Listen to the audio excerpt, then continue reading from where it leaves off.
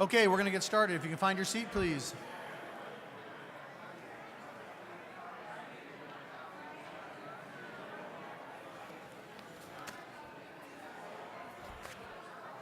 Richard, I have to apologize on that. I have to apologize because I told you that Valkyrie was going to knock it down to 6, so please forgive me. That was a good one, man.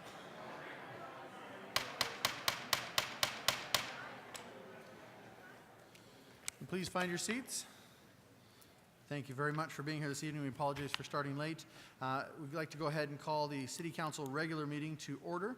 At this time, we'd like to please invite John Beatty to come up. He is for the Director of Public Affairs for the Maricopa LDS Church. He'll give us our invocation, after which we'll have the Pledge of Allegiance led by Councilmember Nancy Smith. If you'll all rise.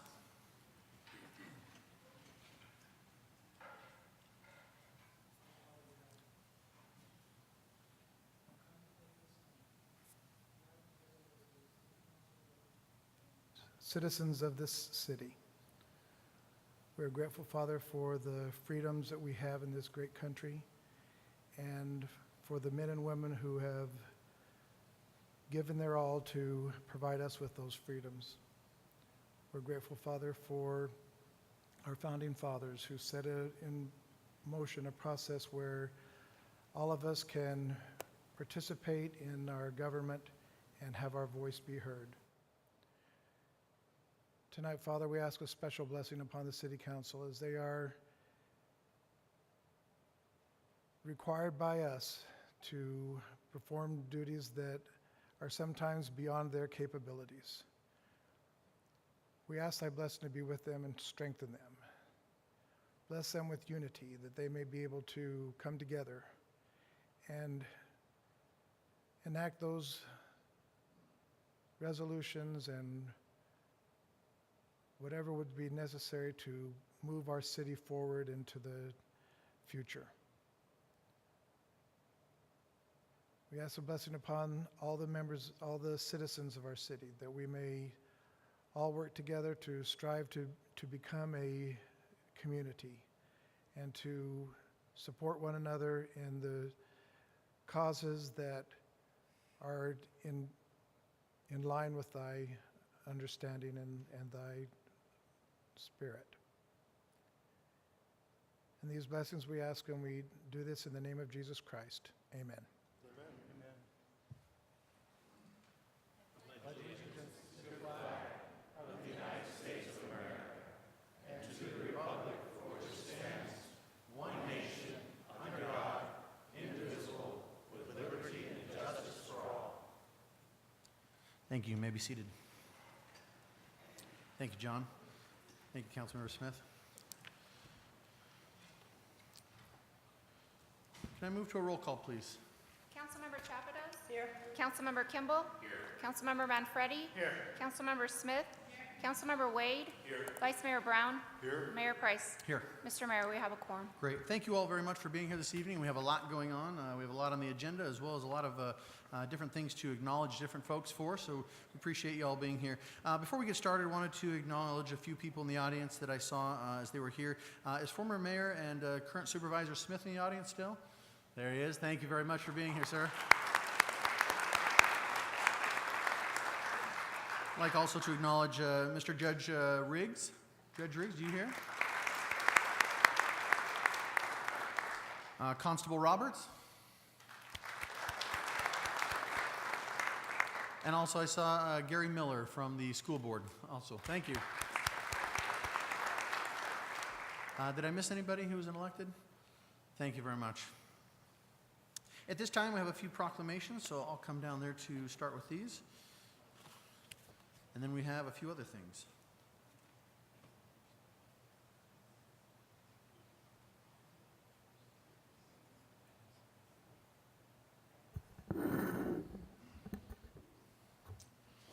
So we have two proclamations tonight that we want to let you all know about. And the first one is the fact that this month is Mental Health Awareness Month.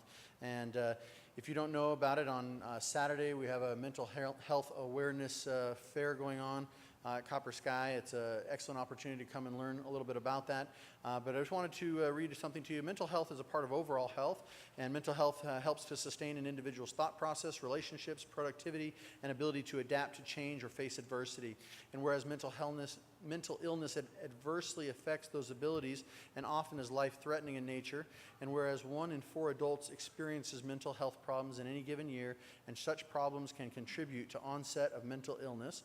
1 in 17 adults live with mental illness, such as major depression, bipolar disorder, or schizophrenia.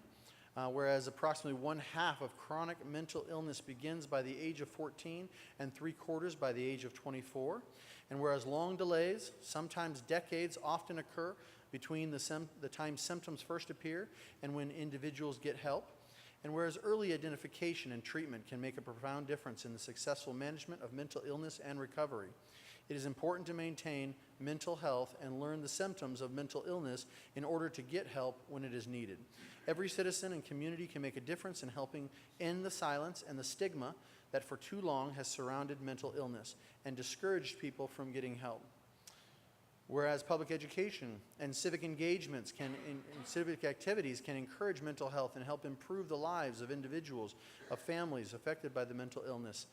And now, therefore, I, Christian Price, Mayor of the City of Maricopa, do hereby proclaim the month of May 2015 as Mental Health Awareness Month in Maricopa, Arizona, and to increase public understanding of the importance of mental health and to promote identification and treatment of mental illnesses. Thank you.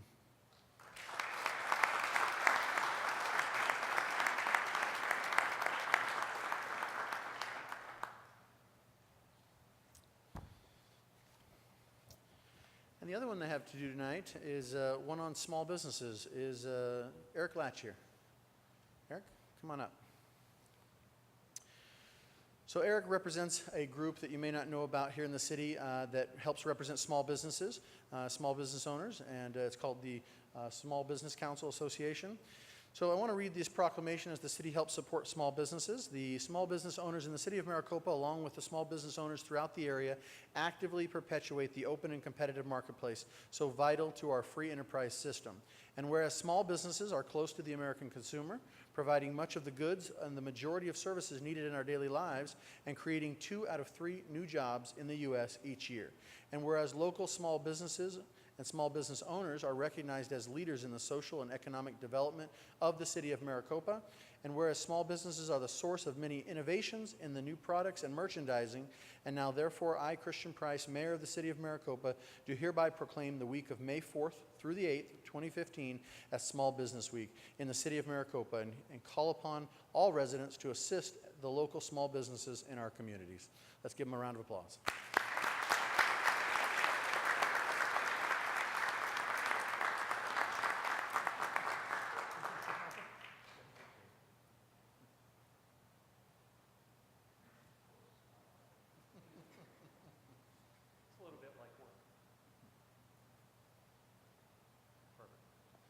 Thank you very much. That'll take us to the next item where we're going to be recognizing graduates from our Maricopa Citizens Leadership Academy. Introduce Heather. Heather. What did I say, Heather? Jennifer. Sorry, I got too much on my mind tonight. Apologize.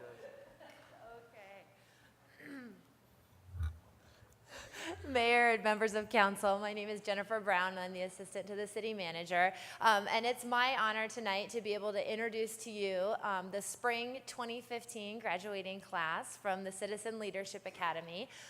So this is the 11th class in the city's history. So we've done this for a while now, and we have 18 folks graduating tonight. And after tonight's graduation, we'll have 177 total people who have graduated from the Maricopa Citizens Leadership Academy. So pretty exciting. I would like to invite you all down. We'll be able to give them certificates and a pin. And as we're doing that, we have some pictures that we're going to quickly go through so you can see a little bit from this past session. And this is from the first night, and this is the Maricopa 101 class. And there's the mayor explaining how our city government works. And here is Mary Kimball and Lee Filas, and this is the public safety night, and they got to put on some of the firefighting gear. So that was an exciting night, and there they are learning a little bit about how the firefighters teach CPR. And then here is the K-9 unit that the police department brought out and showed how they're able to find drugs, how they're able to protect the officers. And also our community services night was a huge hit, and they brought out all of their equipment to show how the parks are all maintained.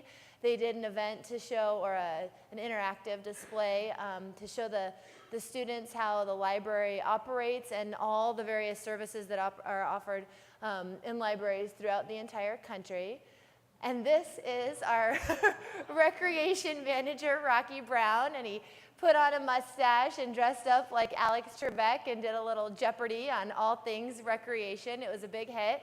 And the winners of the Jeopardy got to walk away with some Copper Sky swag. So it was a good time had by everything. It was a 6-week session, and so all the graduates who are here tonight had to attend 5 of the 6 sessions. They also had to come to a city council meeting or a school board meeting, and they had to go to one board, committee, or commission meeting. So they have been busy over the past 6 weeks. So without further ado, I'd like to get to honoring our graduates, if that's okay with you. So graduates, if you would like to walk up, you'll get a certificate and a pin and be able to shake everyone's hand. And if you'd like to hang out up here for a few minutes, we'll get everybody's picture together as well. So we'll put it on our website and Facebook and Twitter so you guys can find your pictures as well. So our first graduate is Albert Brandenburg.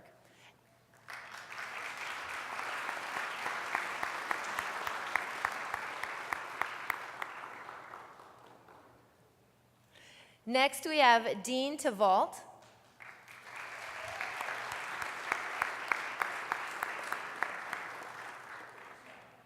Delphine Armstrong.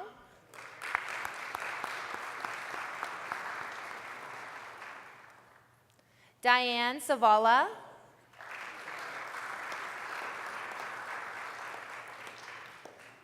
Doreen Tavault.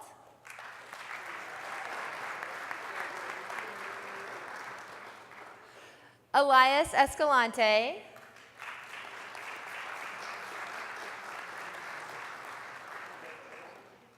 Francis Soto.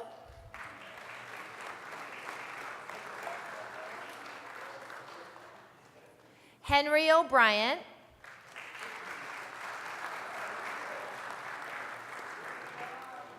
James Irving.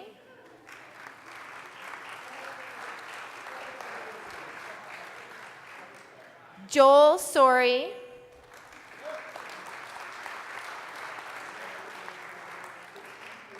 Christina Dugan.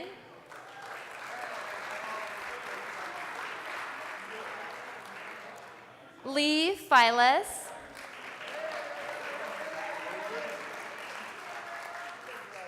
Lucia Rodriguez.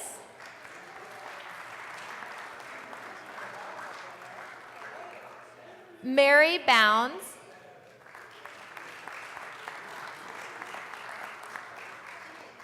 Mary Kimball.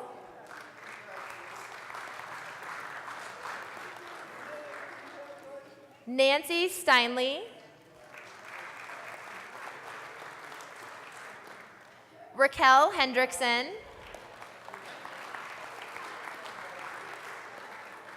And finally, we have Gary Miller. And Gary was actually an attendee of our spring 2013 class and just needed a meeting attendance to be able to graduate. So he got that, and we're excited he can graduate this time. So thanks for being here.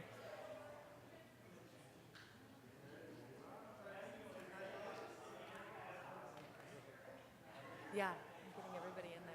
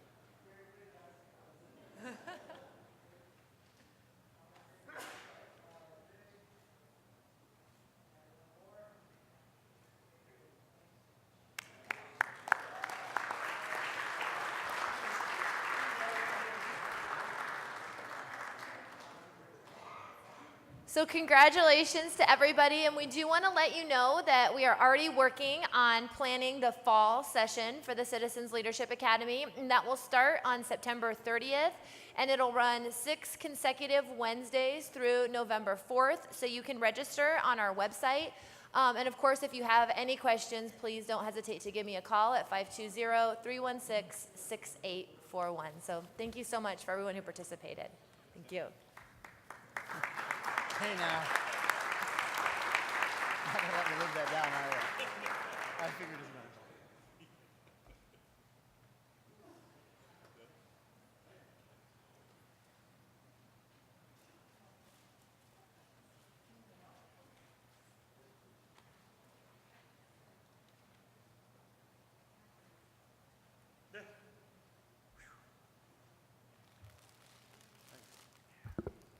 All right.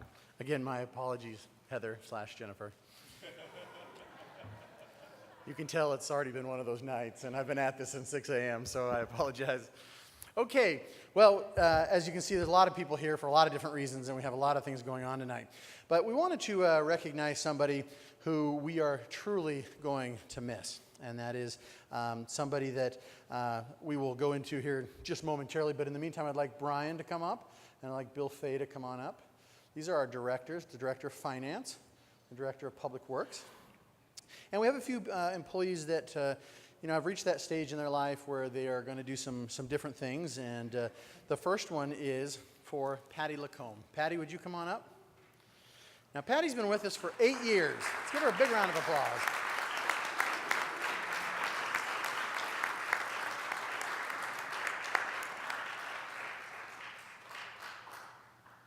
Now, Patty's our purchasing manager, and so everything that the city is able to buy has to go through a very stringent process.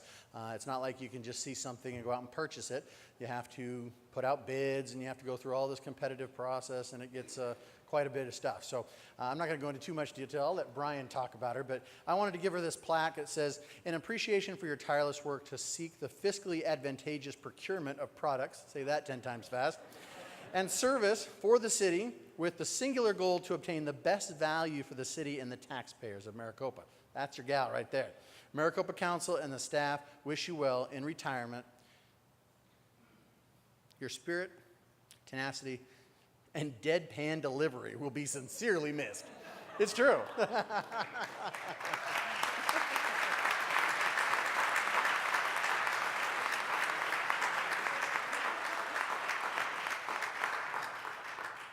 No, I've only worked with Patty for just about a year and a half now, but the impact she has had on the city has been wonderful. She's, as the mayor has mentioned, 8 years, so she's seen purchases from paper clips to fire trucks to the brand new city hall. Everything and anything that has happened basically for the last 8 years has gone through the purchasing division.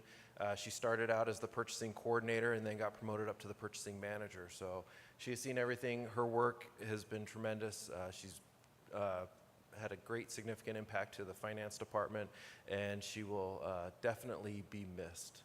And I wish her all the best of luck in her adventures in retirement.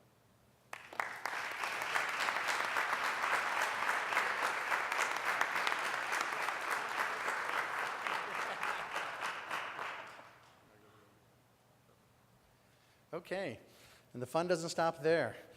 We'd like to have John Bemis come up. John, where are you? Come on up, John.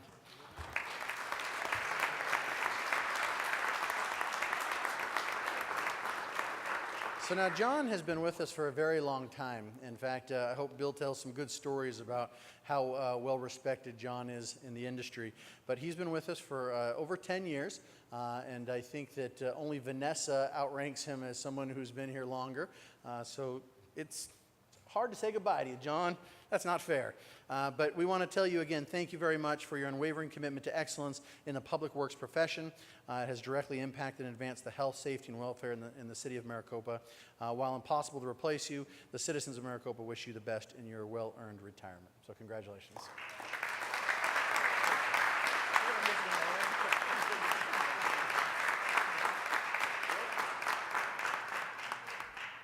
Good evening, everybody. My name is Bill Fay. I'm the Public Works Director. Now, prior to coming here, I was Public Works Director, or I worked in Public Works, and as a criminal prosecutor. And it's a funny disparity that when I saw a road closed and something at night, in engineering, I used to look down the road, and if there was yellow lights, I knew, oh boy, there's a mess that I've got to go clean up. If it was police lights, I didn't worry about it so much. As a prosecutor, it was the opposite. Police lights were a mess I was going to have to clean up in a few months, and yellow lights were something I didn't have to deal with. It's a little bit, it's going to sound bad for a second, but in Maricopa, you can't really tell when you go down if the road's closed, whether it's yellow or red, because they're always intermixed, which is a really good thing. And that is completely a reflection of how well our Public Works Department and all the other departments work together, particularly our streets crew under John's leadership. And let me emphasize, this has nothing to do with Chief Stahl's leadership. That's just completely lucky. John is the head of our streets crew. He is out there at all hours of the night. I text him all the time, and occasionally his wife, Peggy, I'm sorry I got your phone numbers mixed up for a while there, checking on floods, checking on all kinds of things on our roads. I mean, literally in the middle of the night, I'll text and I'll figure, okay, I don't want to disturb him, so I'll just send a text. And all of a sudden I'll get a call back. Goes, oh yeah, I was just out taking a look at the North Santa Cruz washer through Rancho El Dorado. I'm not sure that it's running. Or, like, John, it's 2 in the morning, go to bed. And he is just that kind of guy. He has control over the largest portion of Public Works, that's our streets crew, and he does a fantastic job with them. And not only with them, but with all kinds of personnel, all kinds of different agencies, sometimes agencies that don't get along with each other very well under any other circumstance, and yet you add John to the mix, and everyone seems to get professional and do great together. John is employee number 6 of the city of Maricopa. He was here about as long as anyone could have been here at the city, unless they went to high school or something like that. He would have had to have come here, to come when he was in high school, he would have had to come right after the flood of '83. And by that I mean the flood in 1883. Sorry, John, I just had to get a dig in on that. John is by far and away one of the top employees in the city. At one point when we were revising how performance evaluations work, and we were thinking about examples of what type of behavior to emulate and not emulate, and we put up at the top, and we were trying to come up with words, and more than one person said, like John Bemis. That was kind of the example that was held out of what to be the stellar top of the top type employee. And so when in the military, I'm a 20-year military veteran, and we always say no one's irreplaceable. But to the extent anyone is irreplaceable, you're looking at what we're doing, what we've got to deal with right now. John, there is no words to say that you'll be missed. It just seems inadequate at a time like this for someone who's given so much to the city of Maricopa. Thank you very much.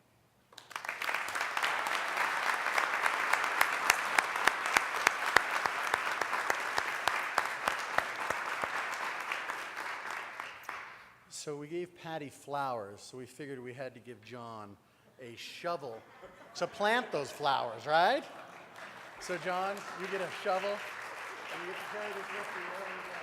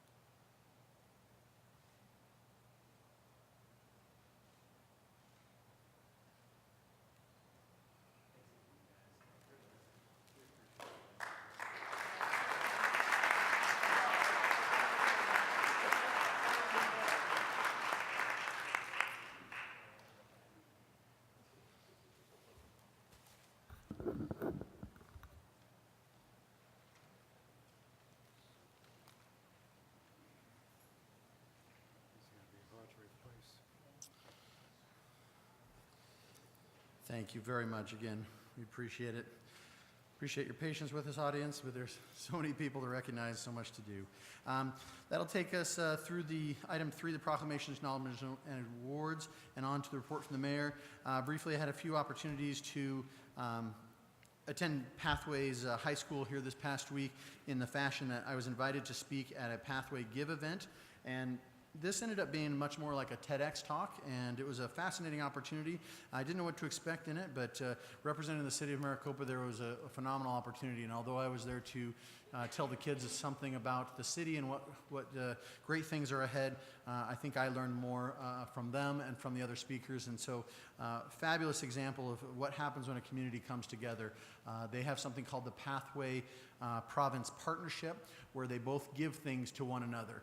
And if you've heard me talk about that partnership before, it's an opportunity in which we have that, they take the opportunity to meet with each other. And so what will happen is a Pathway will go over there and teach them how to use their iPads and Excel spreadsheets and their telephones and things like that. And then they come over and teach them how to play pickleball and tutor them, and their grades have gone up significantly. So it's a wonderful opportunity to make use of each other's skills. Also had the opportunity to go over there with Councilmember Chapados and Councilmember Manfredi and present them medals. We offered them the opportunity to come here like we did for MUSD. Their schedules just didn't match with ours, and so we were able to go over there for a special assembly and present both their boys basketball team kind of a certificate of recognition, and the girls basketball team that won their state division the medals that we also presented to MUSD. So what a wonderful opportunity that was. I've also had the opportunity to be actively engaged in the business of the city of Maricopa from the standpoint of MEDA. MEDA is our Maricopa Economic Development Alliance, and without going into too much detail, it's a revolutionary way of thinking when it comes to economic development. And there are very few cities that are even much larger than us, or certainly smaller than us, that even have something like this. And this is a way in which we help progress the economic development of this area. One of the things we're doing in that process is that we are trying to maximize dollars from a public-private partnership standpoint, as the city is stretched so thin with dollars. But how do we market our ideas and get our information out there? And one of the things that we're doing is we helped raise private dollars to help market the city of Maricopa. And I don't know if you saw this here this past week, but you can go to our website and see it. ABC 15 on the Sonoran Living segment had the opportunity to come out here and talk to us about Copper Sky, about the city of Maricopa, and just take a segment of who we are and what we are trying to accomplish here. It really helped change a lot of people's views on us. I got phone calls for days afterwards talking about, I heard you on the radio, or I saw you on television. I didn't know Maricopa was grown up so much. And so it really is helping us get on the map, which helps us get more businesses out here. And then finally, we are also, in trying to find more financing for those businesses, we're trying to do our part to get more and more banks to recognize the volume of business we're trying to create out here, whether it's home purchases, whether it's business, whether it's small business financing. And so we are currently courting presidents from banks. We've had Bank of America president out here. We are working with Great Western here. We're working with Wells Fargo. We're currently to work with Chase. I have a meeting here this coming week with the president of Compass Bank. So we're doing all in our power to make sure that we have all the angles covered so we can help bring more businesses here. And then finally, as you saw, the Maricopa Station opened this past week, or at least one business in Maricopa Station, which is the area right next to the CVS pharmacy. And so although there, as we heard it earlier, in the transportation, we are still working out issues with the 347 and transportation in and outs. That will continue to happen over the years, but as we continue to open businesses, that was an exciting event. So I think that pretty much takes us through the entire mayor's report at this time. So I will then move it to the report from the city manager. Mayor, there are two items that I would like to report on. The first item, I'd like to recognize Ainsley Legner. I think Ainsley is here. This will be Ainsley's last city council meeting. True story, I walked in roughly March of 2014. This was my first meeting with Jennifer Campbell. And Jennifer said to me, hey, I've heard a lot of good things about you from a friend of yours, as you know, Brenda Fisher. And she said, oh, by the way, I'm going to work for her. So quickly I was able to locate Ainsley, and she just has done a tremendous job for us. She was instrumental in the Salsa Festival when they were talking about delaying it or putting it off. She was saying, no, I got this. And so they had a spectacular 2014 Salsa Festival, as well as the opening of Copper Sky. Extremely instrumental in both of those projects. And it goes without saying how much work that she and Carl have done with the Visioning 2040 project. And it would not be where it is at this point without Ainsley and Carl. So I want to recognize both of their efforts in that.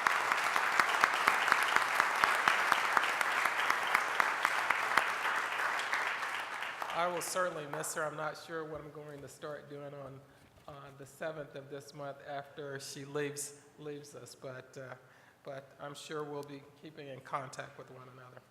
There's one other item that I would like to comment on.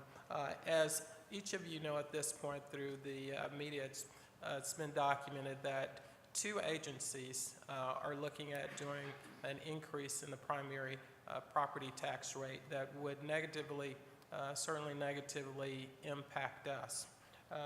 We have met with representatives from the county as well as Central Arizona College and expressed concern with both of those agencies moving forward at this time with the primary property tax increases.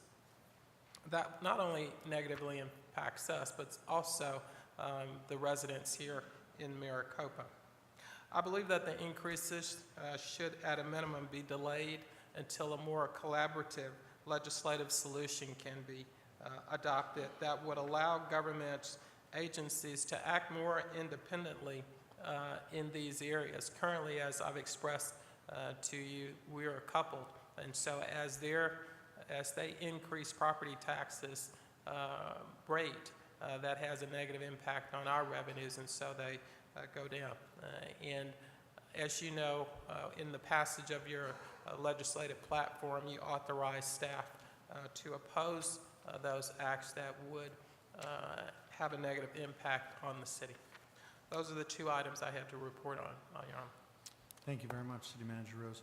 And like I always do, I always forgot something in the report from the mayor, but I was handed something. The City of Maricopa Volunteer Recognition Event is taking place on Saturday, May 16th from 8 to 9:30 at Copper Sky. So if you're a current City of Maricopa volunteer with the police department, the fire department, community services, member of the visioning steering committee, any of the city boards, committees, commissions, you're invited.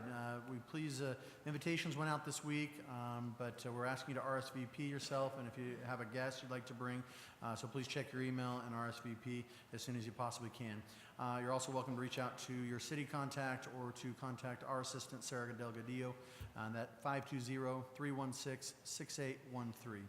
And that should take us through the mayor's report at this time.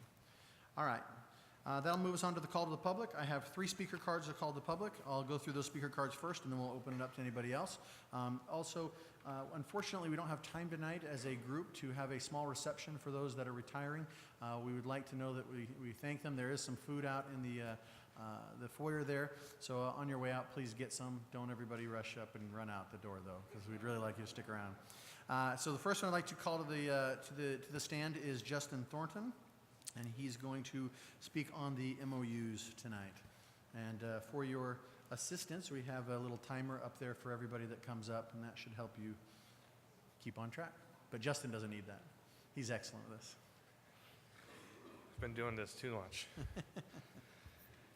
Good evening, Mr. Mayor and Council, City Manager, and the citizens of Maricopa. My name is Justin Thornton.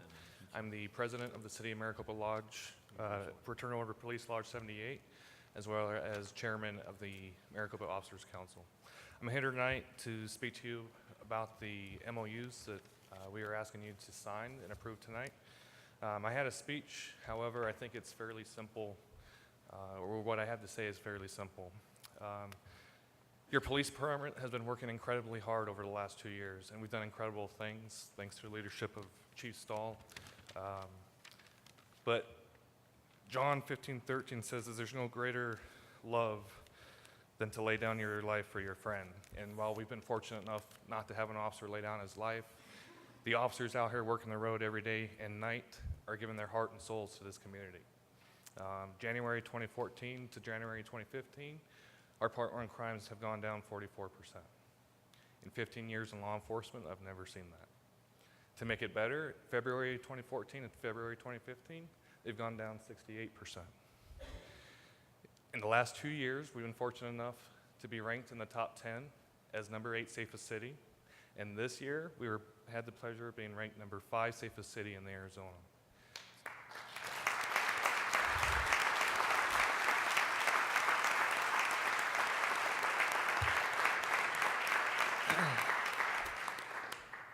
The MOUs before you tonight are MOUs that I wish would have been before you 4 years ago. These are MOUs, while not perfect, they are a very, very good starting foundation that allows us to grow and become the police department that competes with the police departments up in the valley. It attracts officers, it retains our officers, and it ensures that we have plenty of room to grow and become the professional police department that I know Chief Stoll can make us. Again, I thank you for all your time. I hope we get your signatures tonight. Thank you, Justin. Appreciate it.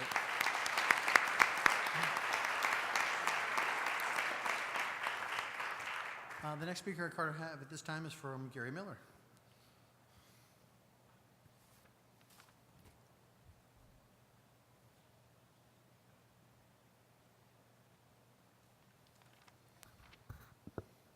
Hello, Mayor Price.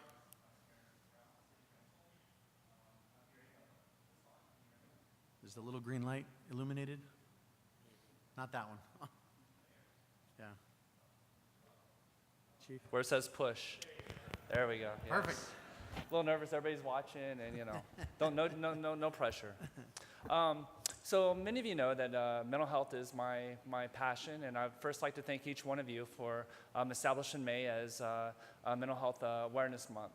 I would like to just talk about our youth population in Maricopa. Right now, there's about 6,300 students in MUSD, K through 12. There's about 350 students enrolled at Leading Edge, K through 8. There's about 1,100 students that are enrolled at Sequoia Pathway, K through 12. I'm not familiar with the legacy enrollment, but also we have about, maybe wrong, about 2,000 students that are that go out of town, K through 12. So we're looking at a baseline of about 10,000 students. The Surgeon General's office reports that 1 in 5 youth experience a diagnosable mental health condition or addiction disorder. At the same time, our U.S. Health policy reports that only 20% of our youth who have a diagnosable mental health condition actually go out and seek help. So when you take 5 divided by 10,000, we have about 2,000 students. And so we're looking at about 1,600 students in the city of Maricopa that are not receiving services. Okay, so I'm not talking, so that's just the youth. I'm not talking about the adults or our seniors.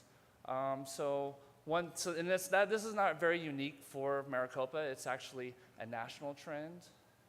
But what is a trend here in the city of Maricopa is that we have very limited non-for-profit agencies working with these at-risk youth, seniors, and other populations. And being that you may have some budget crunches, that the non-for-profit's usually one of the first things that may be looked at. So I urge each one of you, with just what I said, to really seriously look at that, and please fund the non-for-profits, because one, the other cities that do have not-for-profits that have cut it have a lot of services that are established in the community. Here in Maricopa, we are medically underserved, although we're moving out of that designation, but our not-for-profits are very limited here. So I definitely would urge you at this time to please not cut that funding.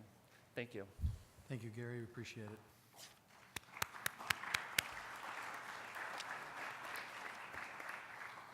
At this time, I'd like to call up Chad Chatterton.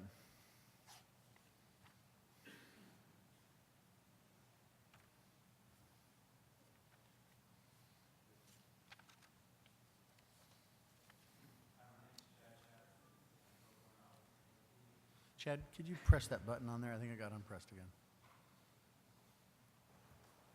Okay, perfect. Thank you. All right. My name is Chad Chatterton. I'm the broker owner of Awatuki Realty. And I had an idea that I would help make a difference in the community. And I talked to Marla at the chamber, and we came up with Marla helped came up with the logo and a name. We wanted to do is reward kids 18 and under that have volunteered, helped other people, helped animals, and just in general gone out of their way to help people and been unselfish. So we have our first recipient tonight. What you do is you fill out a nomination form. They're on the website at the chamber and at Awatuki Realty.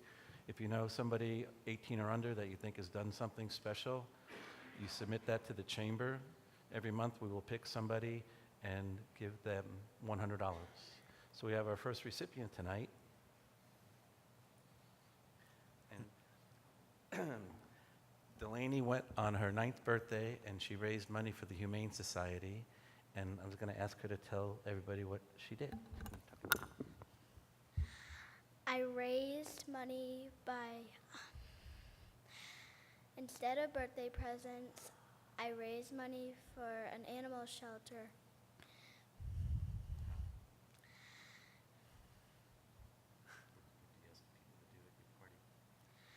I asked them to donate money instead of giving birthday presents.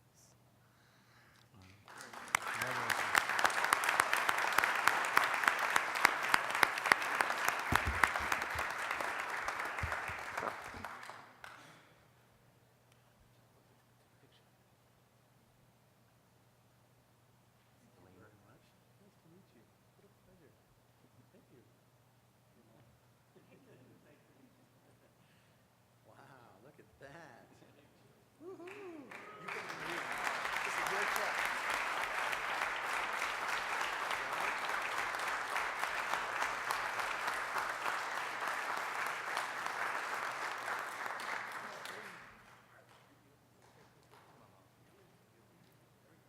Hold the check.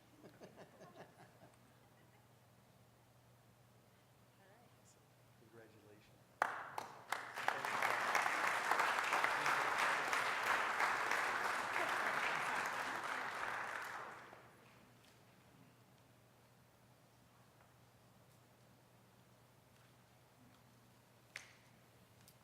Great job. Thank you very much. Thank you, Delaney, for all your efforts. That opens up the call to the public to anybody else who would like to come forth at this time. Address the council. Please state your name for the record.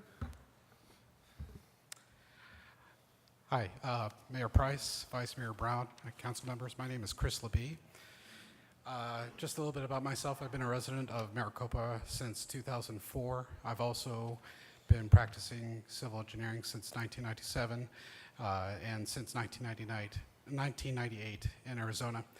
I also serve proudly as a member of the Transportation Advisory Committee. Tonight I come, however, as a concerned citizen. Earlier today, we heard during the work session a presentation regarding the longevity of the capacity of 347 north of our community. One of the things I'd like to applaud previous councils as well as this council is their efforts in getting the 347 overpass underway, which is an important step in the direction in terms of the longevity of 347 in our community. However, north of the community, I think we need to deliver that same kind of push towards ADOT in terms of developing a study. We hear tonight that between 10 and 13 years, we're looking at 347 going to a level of surface F, which is basically bumper to bumper. And because of that, when you're considering that you're looking at a 10 or 13 year window, that to me is an alarm bell in terms of that's going to be the amount of time you're going to need to develop a study, get the environmental clearance, as well as secure a source of funding. And the time to do that and to push ADOT is now. It's also going to require stakeholder coordination in terms of power lines, wash crossings, as well as the Gila River Indian community. So it's going to be somewhat politically complex. As a result of this, I know that one of the things that you pointed out, Mayor Price, one of the biggest issues that we have is funding. In addition to looking at a study north of the community, we should also look at interim improvements that we could do to 347 that will improve both safety and capacity. Two of those things that come foremost to my mind, especially working on the regional freeway as long as I have, I think one of the things that we need to look at as an interim improvement is a grade separated interchange at Riggs Road, allowing free movement as far as traffic across Riggs Road, whether it be over or under, whatever the study actually shows, is going to be both a safety and capacity enhancement, especially in light of the tragic fatalities that we've had historically along that route, especially at that location. Another thing to bring up too is that eventually we're going to need to treat 347 and I-10 as a freeway-to-freeway system interchange. As it's currently designated right now, it looks like an arterial connection. Eventually, that's going to have to go away. And with the close proximity to Wild Horse, we're going to have to look at the complexities of the operational analysis. That's it. Thank you. Thank you, Chris. Appreciate it. Thanks, Evan. John? You can come up and have a little bit of my time because I'm not going to take very long. Two things I'd like to say. My name is John Beatty. And first thing is I think we sometimes overlook the reason that we may be so safe city is not only the police, but we also have good citizens. And I think we need to applaud ourselves for being good citizens and not committing crimes.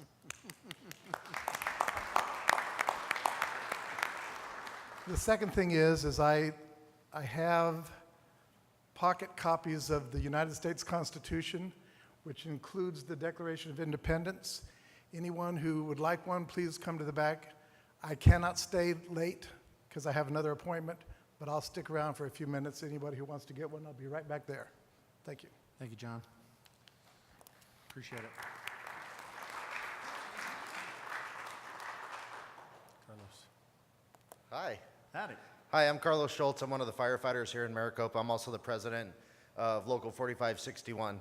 I'm wearing two hats as I come before you tonight. First one is I want to tell you about Water Safety Day. That's going to be the kickoff to summer safety. It's at Copper Sky, May 22nd.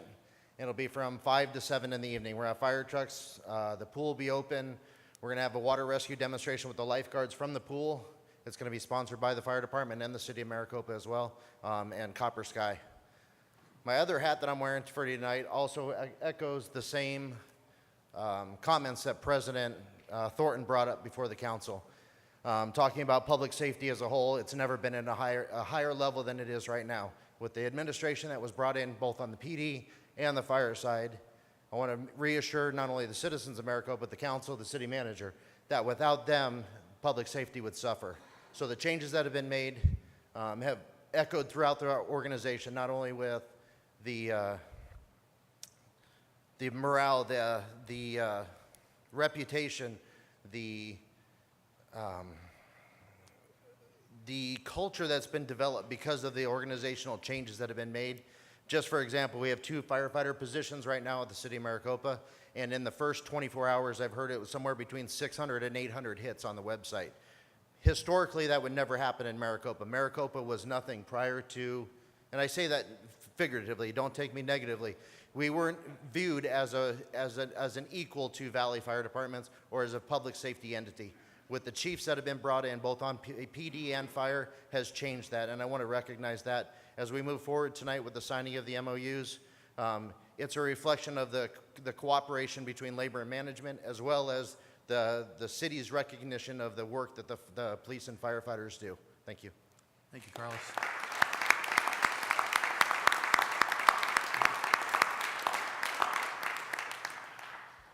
Carlos, by the way, has the coolest mustache of anybody, so.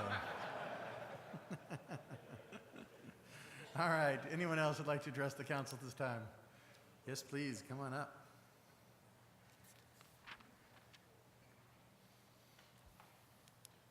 Good evening, Council, Mayor. I just would like to speak on behalf of the Police Department. My name is Diana Rexinger.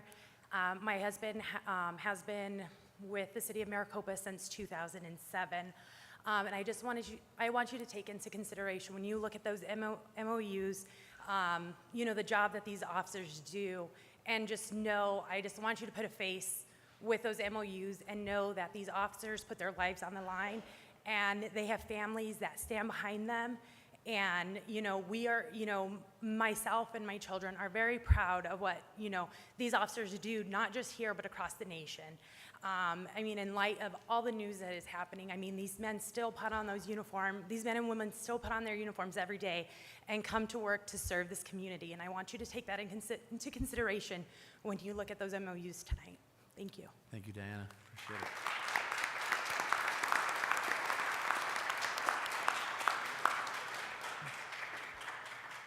Is there anyone else at this time? Yes, Joseph.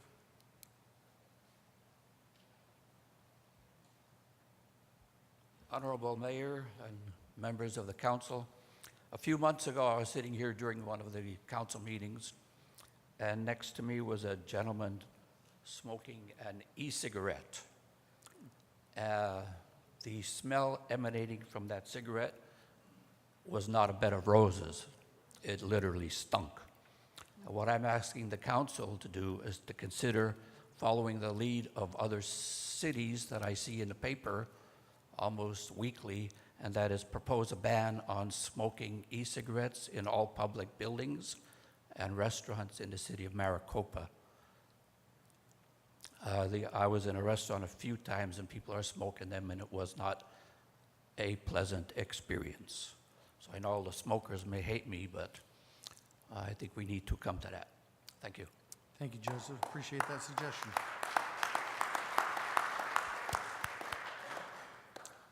Interesting suggestion. Thank you again. Any other questions or concerns that the audience would like to talk about before the council at this time? Okay, seeing no one, we'll go ahead and close the call to the public, and that'll take us into the minutes. At this time, can I have approval for minutes 7.1, please? Second.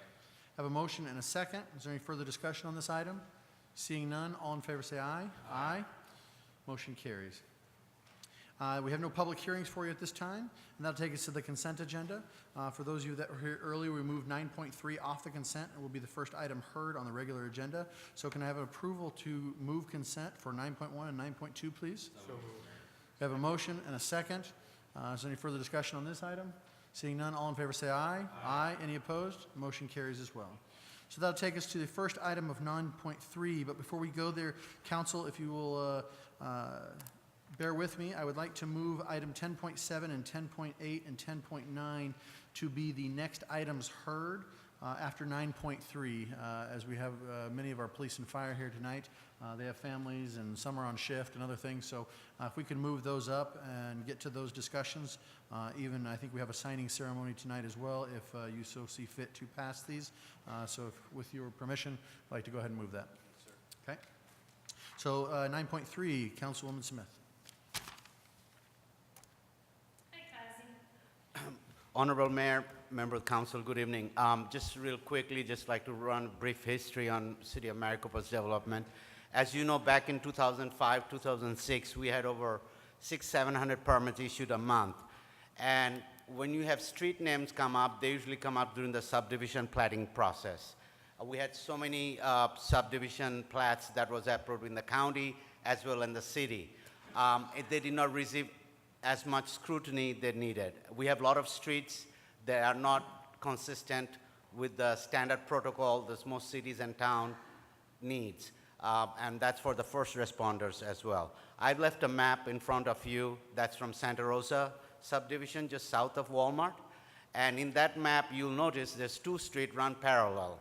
So the E911, you have fire department, you have police department. For them to do a good job, they need to have most accurate street naming policy. And last year we came to this council and we requested you a street name policy, and at that time we also mentioned to you that we would come back with a street naming protocol. We are almost finished with the draft and we'll bring that to you. So this consistency in street naming and error in street naming can be avoided. So all of our street in our city will be more consistent and will be aligned properly east, west, and north, south. So that's one of the purpose. You'll see a few more of this coming to you as we move forward and we identify more errors. And we have reached out to the public. As you know, all these policies are public hearing, the street name change. So anybody who is aggrieved will have opportunity to come and talk to you in person before anything is approved. And staff will also send out notification to all the neighborhood within 300 feet of that affected street. Thank you. Thank you. So just had a couple questions, just so that I understand what the process is going to be. I read through all the information that you provided, and one of the questions that I had, I liked that you were going to determine by number of houses on the street which one was probably more practical to change the name.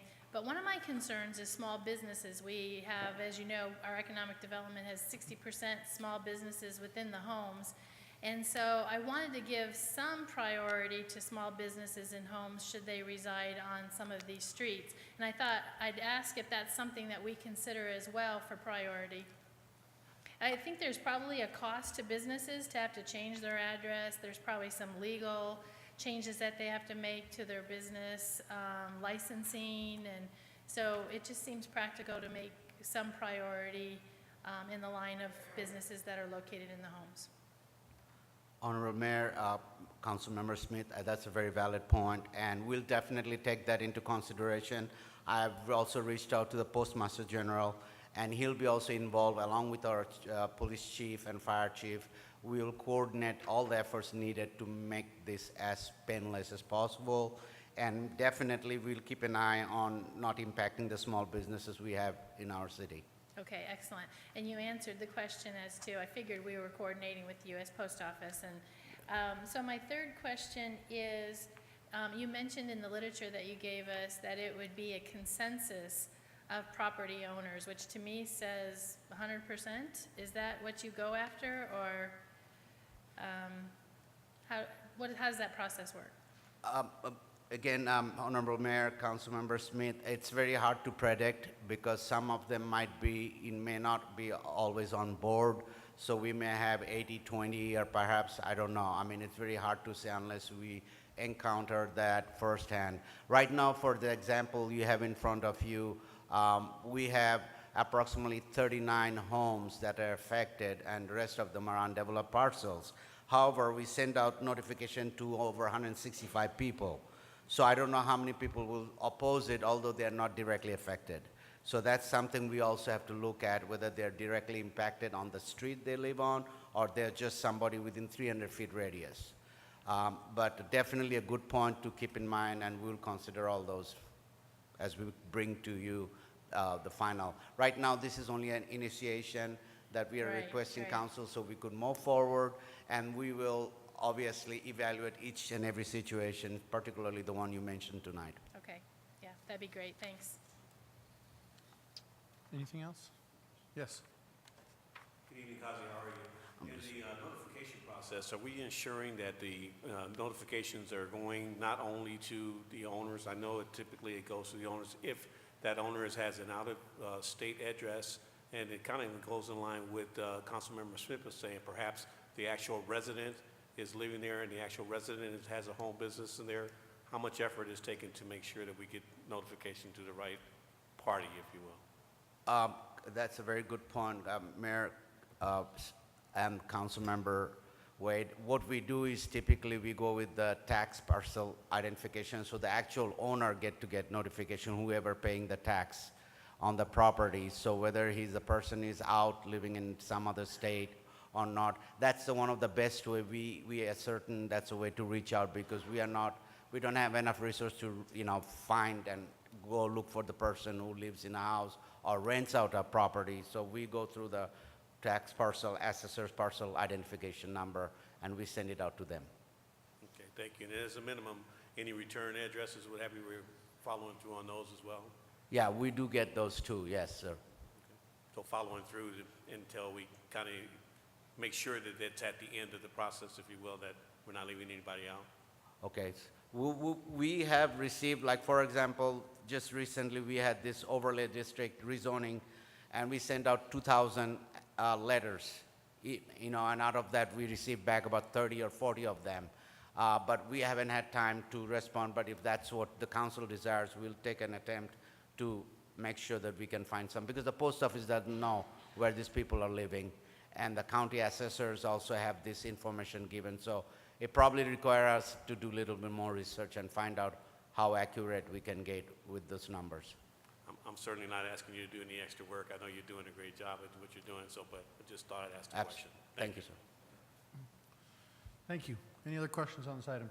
If not, can I have a motion to approve, please? Mr. Mayor, I move to approve 9.3. That's correct.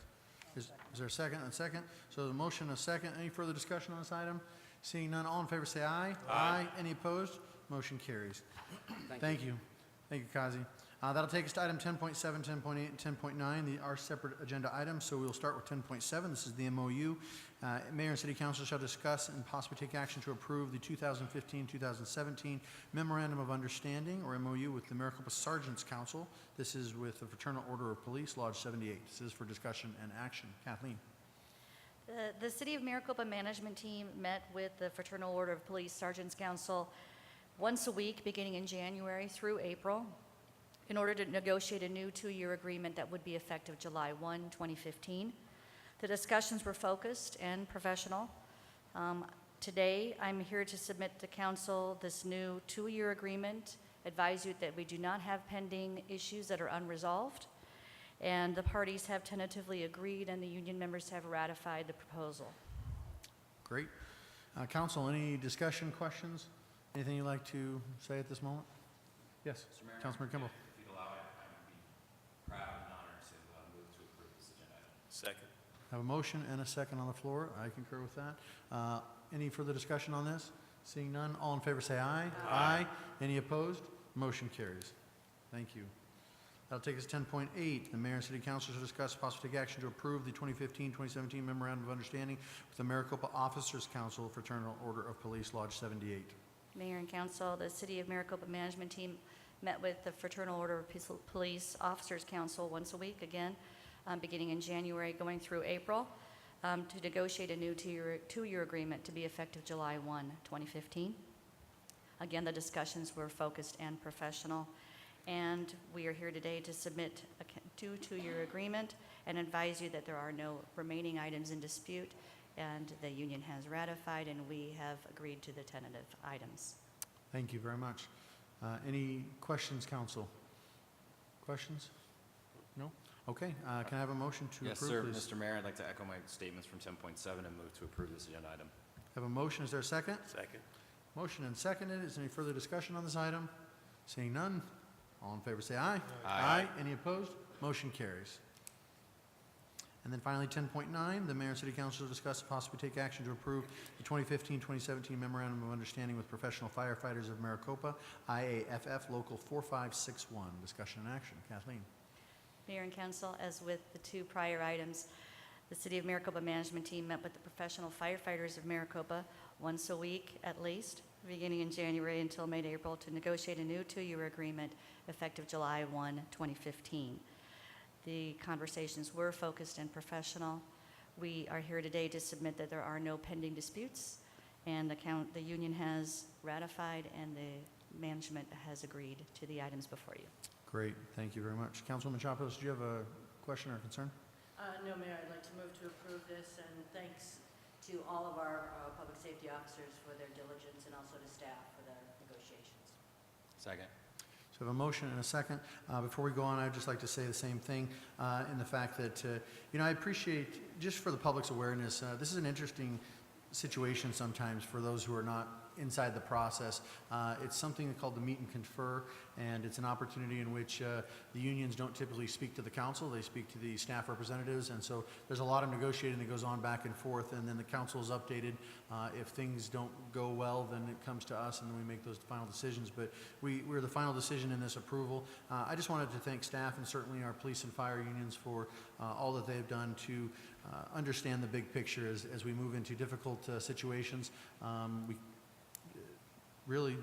We couldn't do it without you. So we really thank you for all your efforts.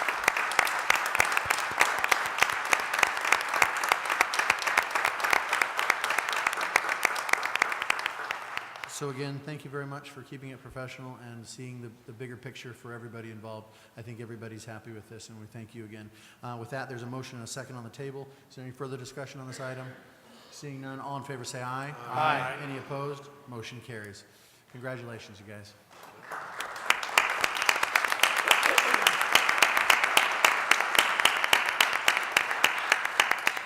Mayor, if I could just take 1 second, I would like to recognize Kathleen Harrity, who led our team, and she just did an outstanding job, so I wanted to publicly recognize her. Now, if we could have all the public safety officials come on up here, I think we have a brief signing ceremony of these MOUs that we'll do right up here at the table. And like all your representatives to come up, and I'm sure we'll take a picture as well. So.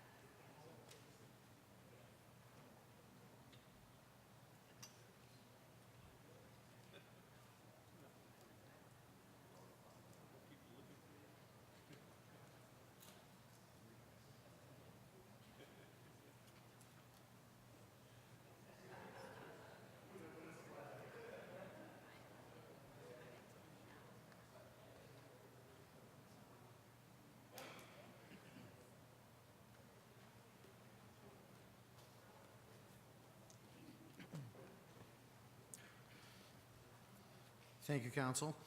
That'll take us back to 10.1 at this time. We're going to take action on making an appointment to the Board of Adjustments. I believe this is Councilwoman Smith's appointment, is that correct? Oh, I apologize. Councilmember Wade. Mr. Mayor, fellow council members, Vice Mayor, fellow council members, I'd like to take this time to nominate for the Board of Adjustments Mr. Vincent Vitale. Vincent, if you had an opportunity to read his bio, you see that he has a long history of community service. He's served on other boards and commissions in the past. He is actually an attorney by trade, if you will, very focused and very helpful to the community. Vince, would you stand up so they can see your smiling face back there? Thank you very much, and he's agreed to support us in the Board of Adjustments. Thank you. At this time, I'd like to enter in for nomination for the Board of Adjustments, sir. So that's the nomination on the floor. That's the motion. Is there a second to that motion? So we have a motion and a second. Is there any further discussion on this item? Seeing none, all in favor say aye. Aye. Any opposed? Motion carries. Thank you very much for your willingness to serve. We appreciate it. This one is Councilwoman Smith's. I got those two mixed up, so I apologize. This is item 10.2, and this is for the Transportation Advisory Committee. Councilwoman Smith. Yes, Mayor and Council, I'd like to introduce you to Ken Austin, sitting in the front row. Ken actually approached me and said, hey, I'm very interested in the Transportation Board, and as you saw by the presentation that we had today, that's a very complex board, and I said, are you sure that's what you want to do? And he shook his head just like he did just now. His main concerns, if you read his bio, is safety and transportation, mainly for pedestrians, cyclists, equestrian, and motorcyclists, and also proper planning for transportation. So based on that and the conversation that we had, I'd like to nominate Ken Austin for my position on the Transportation Board. Thank you, Councilwoman Smith. That is the motion. There is a second. All in favor say aye. Aye. Any opposed? Motion carries. Thank you very much again. Thank you for your willingness to serve.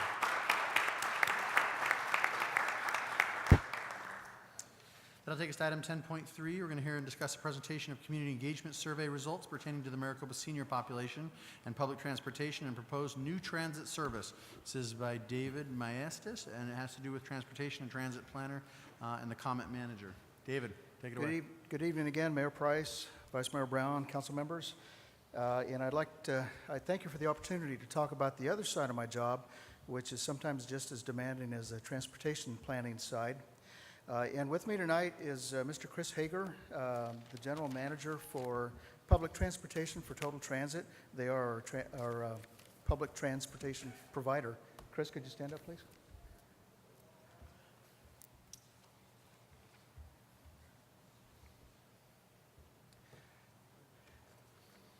Mayor and Council, I'm here tonight to talk about the results from a recent community engagement survey.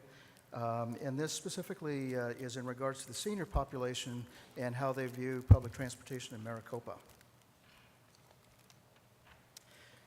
In order to kind of understand the comments that were provided through that survey, I will just very quickly go through our existing services.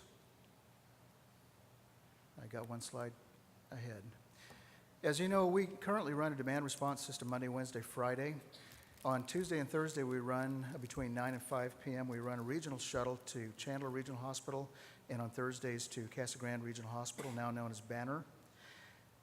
In addition to those two services, we also are very happy to support charter shuttles for such events as the Great American Fourth, Salsa Festival.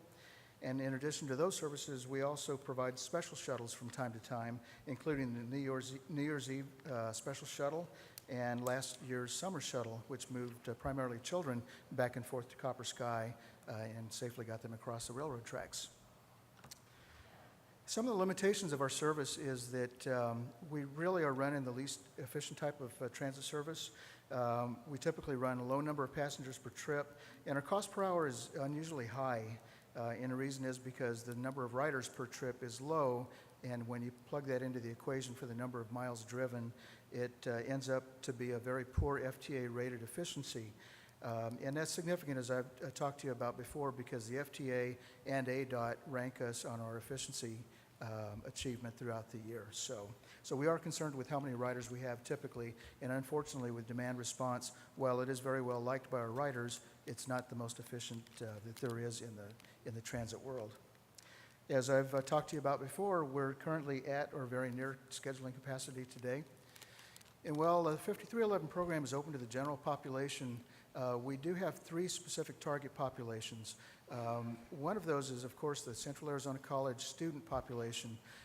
Currently, they have an enrollment of about 500, plans to expand to 5,000. That's a significant increase over the next 10 years.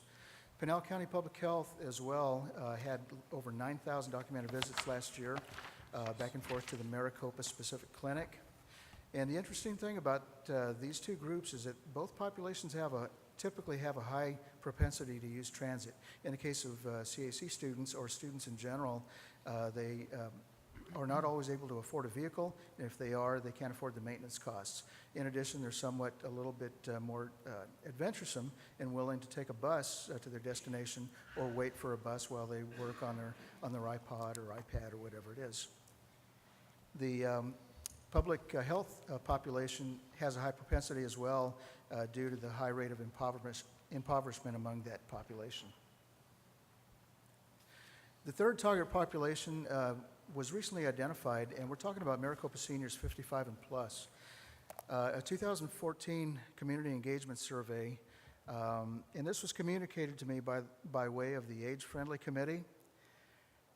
This survey went out to 400 people, and of those 400, 255 respondents were seniors 55 and above. And that survey clearly showed that 39% of our seniors in Maricopa in that age group are either dissatisfied or very dissatisfied with our public transportation. The seniors comprise, according to 2013 demographics, comprise a little over 13% of our population, of our total population. And I boil it down essentially to what I believe is an advertising issue. I've made a conscious choice in the last 2 years to essentially not advertise the service because we are at or near scheduling capacity on most days. And by advertising the service, it would be a service that we'd be unable to deliver. And so we stayed at or near scheduling capacity without the advertising. By way of the Age Friendly Committee and their very helpful efforts, it identified a segment of our population that is in need of more service in public transportation. And so that's where we're headed. What we are proposing is not vastly different from what I presented to you about a year ago when you approved expanded funding for expanded transit services. We're proposing new demand response, but in this case, my initial proposal to council was 6 hours on Tuesday from 9 to 3 and 6 hours on Thursday from 9 to 3. We're proposing on a test basis to change that to 9:30 to 1:30 p.m. For the demand response on Tuesday and on Thursday, a very slight change. We anticipate that holding a couple of hours in reserve will allow us to expand that if the need arises. We're also introducing, very happily, a new limited route service, and we're proposing this on a limited basis from 7 to 9 in the morning and 3 to 5 p.m. And Chris, if I could have you, Mayor, with your approval, we'd like to have Chris hand out some hard copy maps for you. The fixed route is unfolding at a very rapid pace, quite like you'll be unfolding the paper maps that you've got now.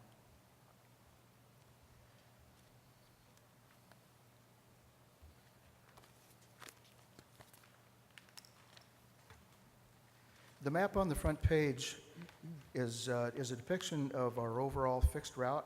As you can see, our starting point will always be at City Hall, where we plan to park the vehicles overnight.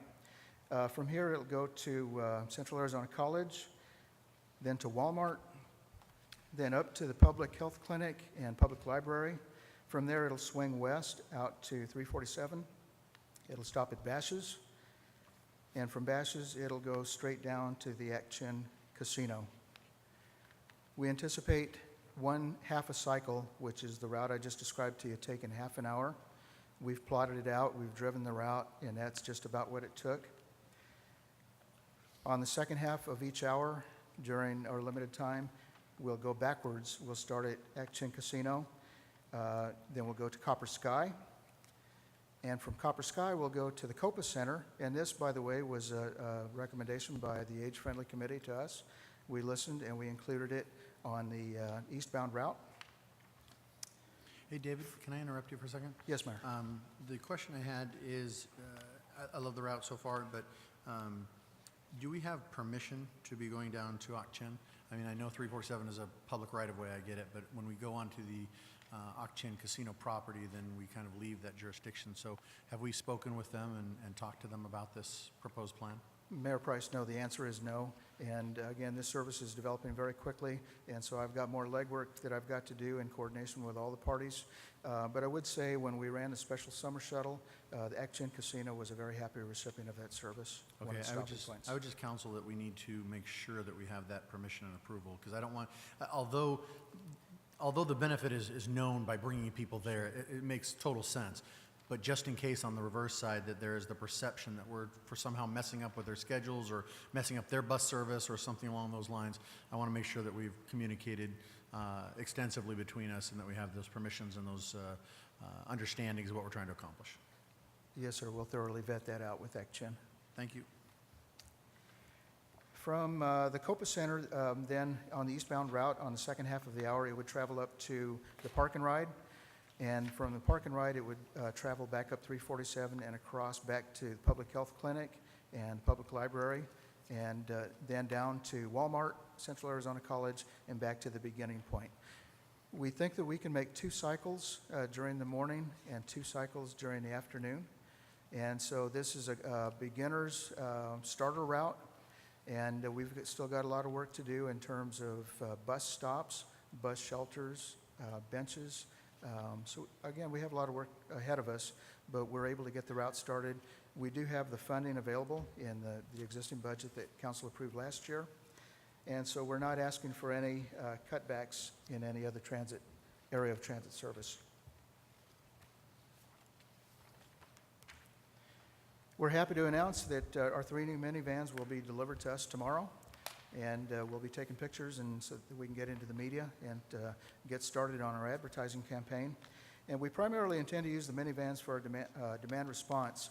And because you remember, we're moving 1 or 2 passengers at a time, the smaller minivans will be much more efficient in moving those small groups.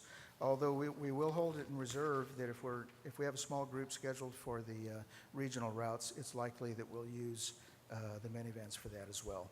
Although we would rather use the 21 passenger buses, which are built for longer distances and can carry more passengers.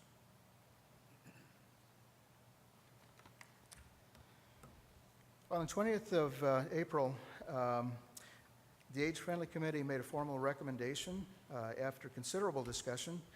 They made a recommendation that the comment services proposed under this new proposal go forward to the Transportation Advisory Committee for further consideration and then ultimately to go to council for approval.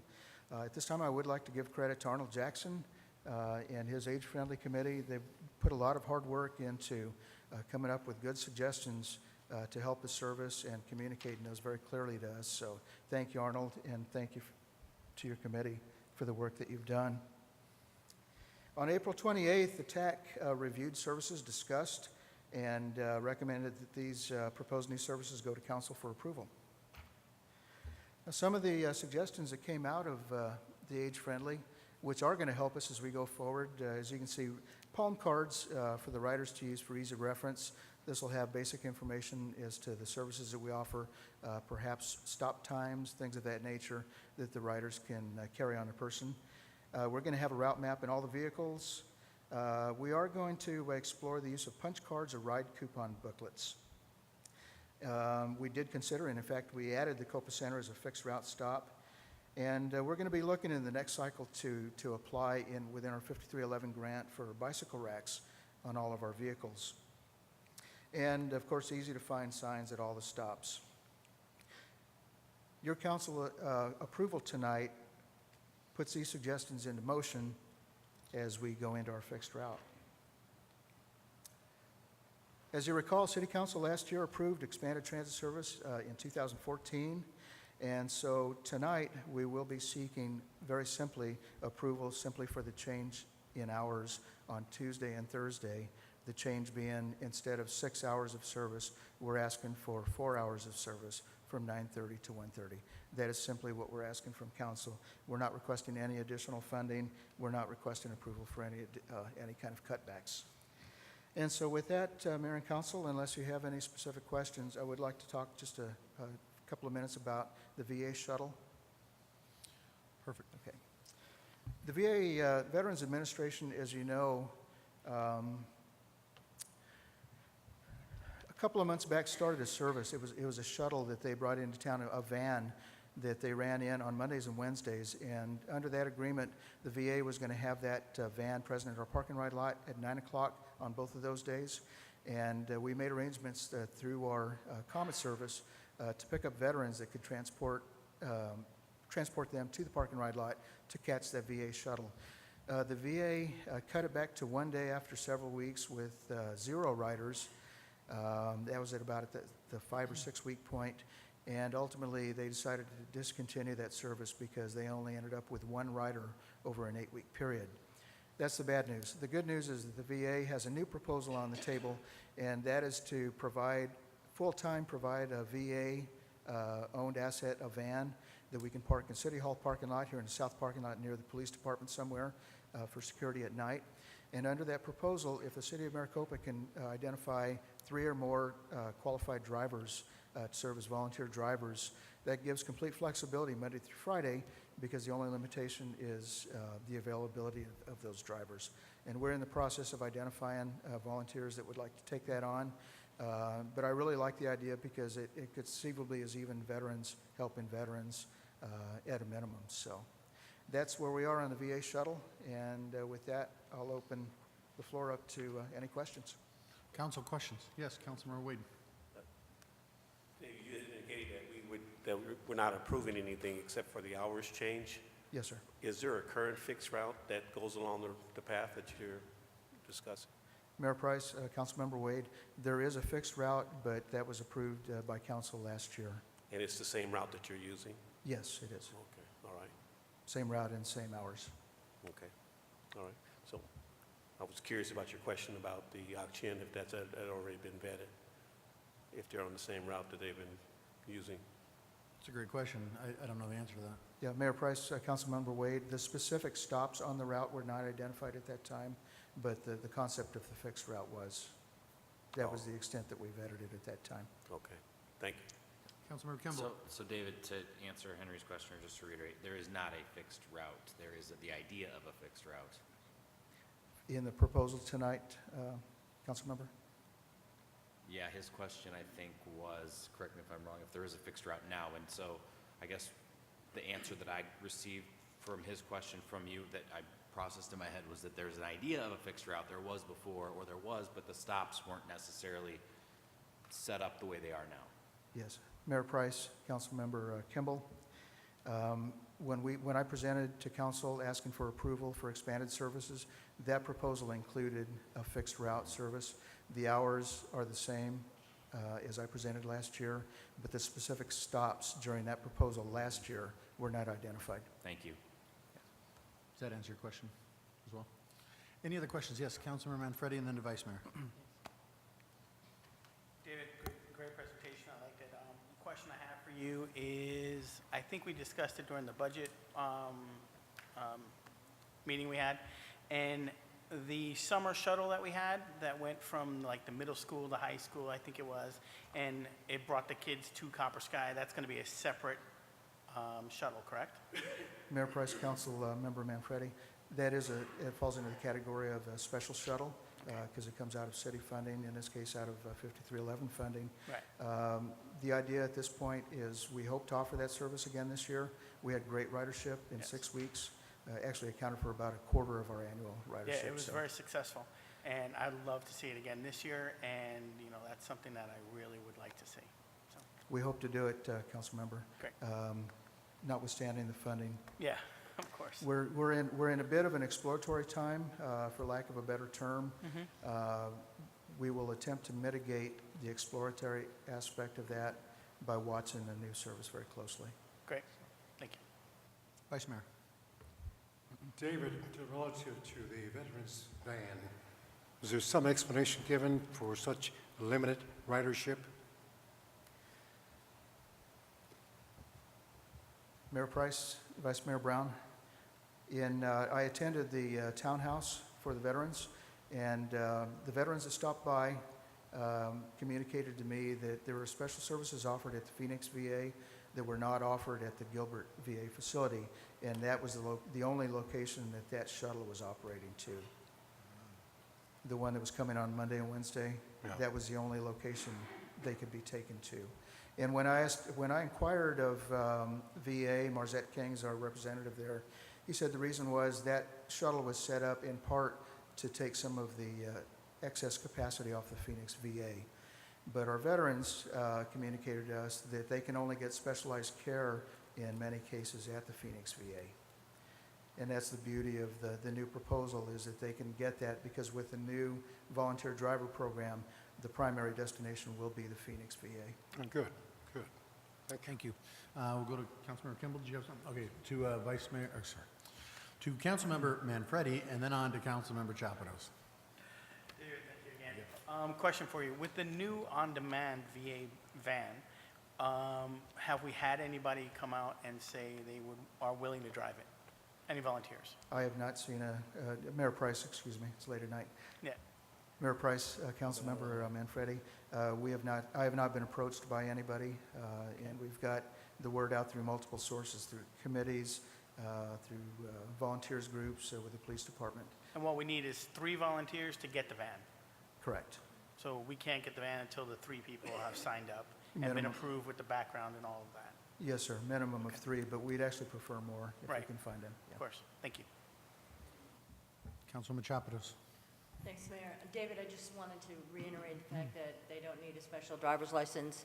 Anybody with a valid Arizona driver's license, they just go through an application process and a background check, and we can pretty much be flexible with the days that they're available, hours that they're available, but you know, anything that we can do to get the word out that that's an option. Mayor Price, Councilwoman Chapados, that's a good point. They don't need a chauffeur's license to operate this van, but they do need a clean driving record. And there's not cause for a drug test going into it. Certainly, if there's an accident, then the drug test becomes a central part of the picture. Any other questions this time? Okay. Can I have a motion to approve them? So moved, Mr. Mayor. Have a motion. Is there a second? Second.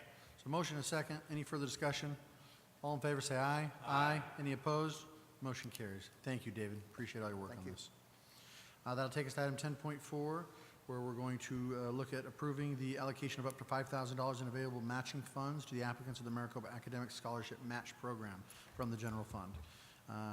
This is for discussion and action. And Mary, take it away. Mr. Mayor, members of the council, I come before you tonight. There are 2 applicants for the scholarship match program, the Maricopa Friends of the Library and the Maricopa Rotary Club. They're requesting a total between both of them, a combined $5,000. The nonprofit evaluation committee met and scored the applications. The applications for the Rotary Club was 119 points out of 140, and the application for the Friends of the Library was 128 out of 140. The recommendation from the Nonprofit Evaluation Committee is to fully fund both applications. Okay. So that's the topic at hand. Any discussion on this item this time? Yes, Mr. Wade.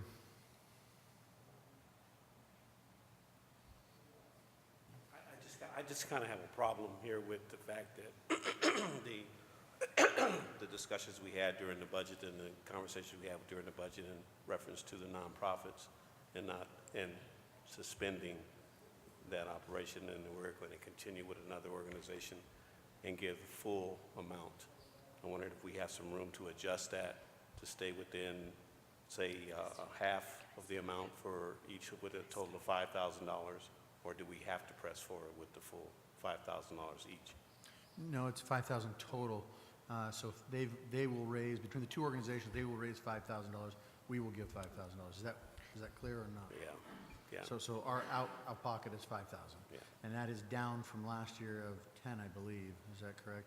I think it was 10. I don't think we gave 10, but 10 was the original budgeted amount, and 10 wasn't requested. So I think we gave 7 or 8, something like that. But yeah, that's where we're at with that. Okay. Yeah, I just wanted to express that, if you will. Yeah. Any other concerns on this? Yeah, there's no doubt about it. It's an interesting position. There are, again, these 2 programs have existed in the city of Maricopa for a very long time at differing amounts. It's always subject to the council being able to indeed fund them based on where we are regarding the budget. So, in their budget discussions, I'm not sure we dwelled on this too much, but it is something that we left in the budget and didn't seem to balk at too much. The BFO went over it as well. And, from the standpoint that it's a scholarship match, it's down to the nitty-gritty here. So that's where we're at. Yes, Councilmember Manfredi. Yeah, we can accept a motion. All right. I'd like to actually say that $5,000 I don't think is enough for us to give. I'm going to make a motion to approve the $5,000. I wish that we could give more, but unfortunately that is what we have budgeted right now. And I believe that, investing in our our students who are moving on to college is important, so I would make that motion to approve, 10.4. I'll support that. Okay, so we have a motion and a second. Is there any further discussion on this item then? Mr. Wade? Just for the point of clarity, I absolutely think it's important for us to support our students. And in a That's not- scholarship I didn't format, even- I'm just considering the fact that what we're looking at in terms of our budget Yeah. and the chance and the cuts that we took in reference to that, it just struck me the wrong way. And- Not to take anything away from the kids. Right, and just to clarify, I didn't mean anything wrong that way. I meant, I wish, and I know you do too, that we had more and we were able to give more. But, the budget the way it is, it's where we are. Okay. It'd be nice if the legislature supported students. It would be good. Yep.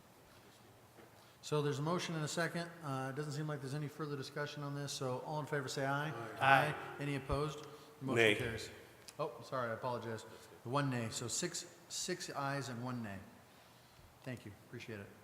That'll take us to item 10.5.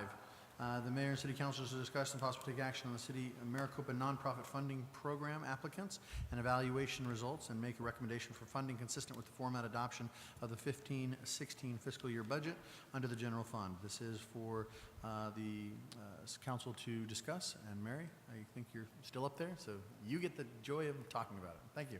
Mr. Mayor, members of the council, I come before you tonight with the recommendations from the Nonprofit Evaluation Committee. We received a total of 12 applications that were moved forward through the process for consideration. The Evaluation Committee met a number of times. We do have representatives from the committee here as well if there are additional questions. With the applications that were received, they were ranked in the following order, with the funding amounts requested as well as the partial funding that they're willing to accept. Perfect. Thank you very much. Council, as you know, this has been a very trying budget year, as many of us have spent many hours in the budget and the BFO. And I have to say that the first thing I'd like to point out is that, we have a lot of applicants this year. It's very important that we have these applicants. To the council members' last statements, I wish we could fully fund all of these. But we have a big problem this year when it comes to new rules from the taxation structure of the state as it applies to Pinal County and the city of Maricopa and Central Arizona College. And I equated it in the budget session. It's like a balloon, and when you squeeze one end of the balloon, the other side goes up, but there's no more air in this balloon.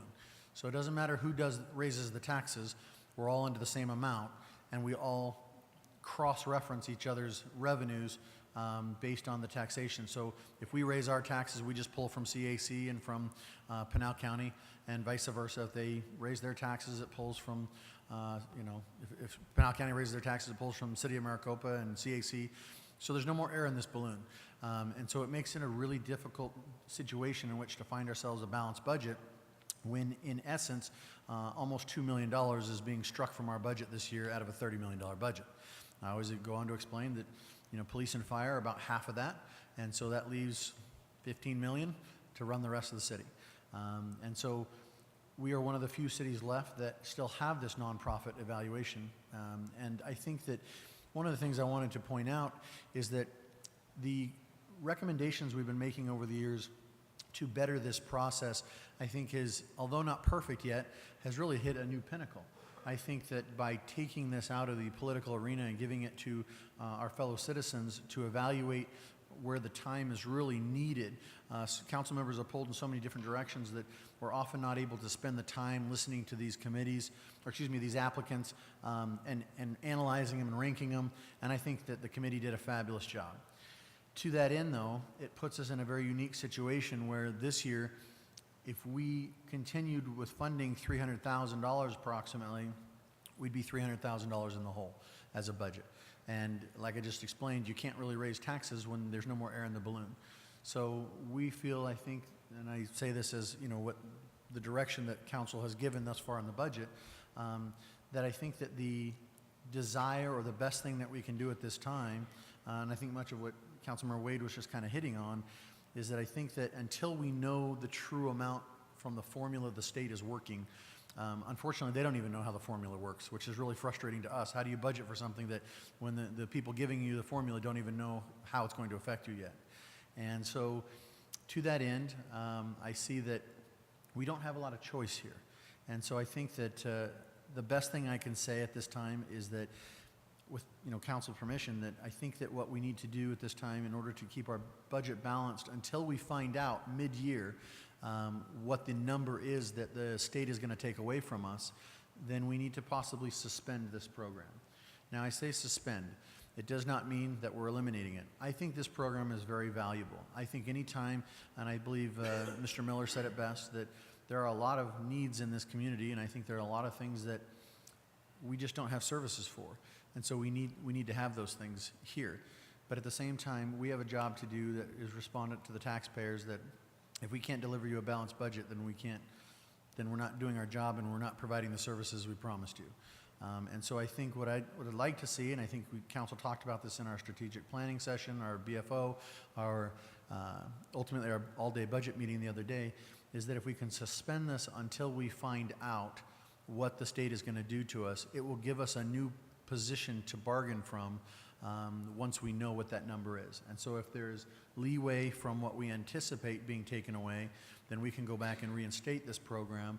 And then let's say, it's only 150,000 more that comes to us. Well, then that's 150,000 more that we can go back and reinstate this program and then reassess based on the work that the committee's done in partial funding.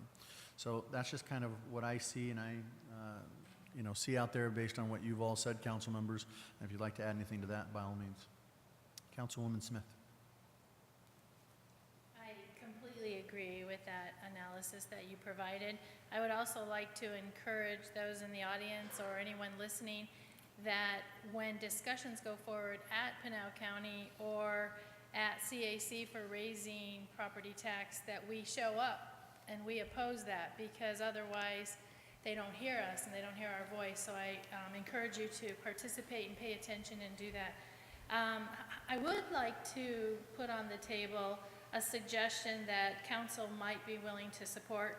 We received a letter from the Tohono O'odham National Office of the Chairman and Vice Chairman, and each year they have to give 12% as a requirement of Proposition 202 and having casino and gambling. They give 12% to cities and other types of governments, counties, and they've offered for the city of Maricopa to consider partnerships with nonprofits in order to apply their grants, for a grant for monetary benefit for the nonprofit. So basically the way that it would work, if the council would approve it, is that if any of the nonprofits who have applied for this grant process are interested, and I brought along 3 copies of the letters with instructions for anyone that's in the audience who would like a copy, and we can provide some elsewhere as well. But if there are any of these nonprofits who have applied and would be interested in doing a partnership with the city just acts as the agent from how I understand the process works. I would like the council to consider working as an agent for these nonprofits if they're interested in applying for this. That was a long-winded way of saying something very simple, but. How does that work, Mary? Mr. Mayor, members of the council, it would be a fiscal agent. We've done that previously through sponsorships with the Gila River and Ak-Chin. Great. Yes, Mary, Councilman Kelly. so as acting as the fiscal agent, is that just for the funding that would come from that casino or that particular grant, or would it be their fiscal agent for all of their funds? Mr. Mayor, Councilmember Kimball, it would just strictly be for the Tohono O'odham funds. The funds would be dispersed to the city of Maricopa. The grants coordinator at that point would then issue the check back to the nonprofit, and that would be the end of the facility for the city. Perfect. That said, I would totally support what Councilmember Smith said. So I have 2 questions on how that plays out, though. When you submit a grant, you're submitting a grant based on something, right? You are trying to accomplish a set goal, and that goal is being evaluated amongst all the other applications they receive. We have here, 12, 13, 14 applications in front of us. Are we submitting this for 14 applications to them? Are we submitting for one lump sum? Are we picking the very best one? And I'm not sure how we pick the best one because they're all important. How are we going about to do that in order to make that happen so that we can get that money? And then And then how do we work on dispersal from that? Because clearly they're going to want you to use it for what you submitted the grant for. So, and then on the following question is, do we act as the fiscal reporting agent as well? Mr. Mayor, members of the council, each individual applicant would request sponsorship.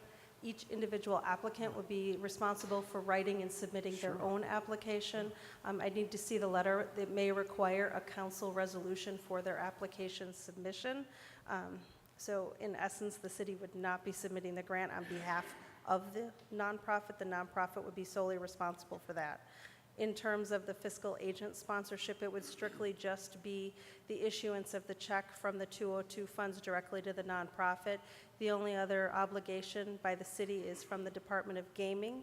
They send an acknowledgement letter to verify that the city received the 202 funds. Perfect. Thank you very much. Yeah.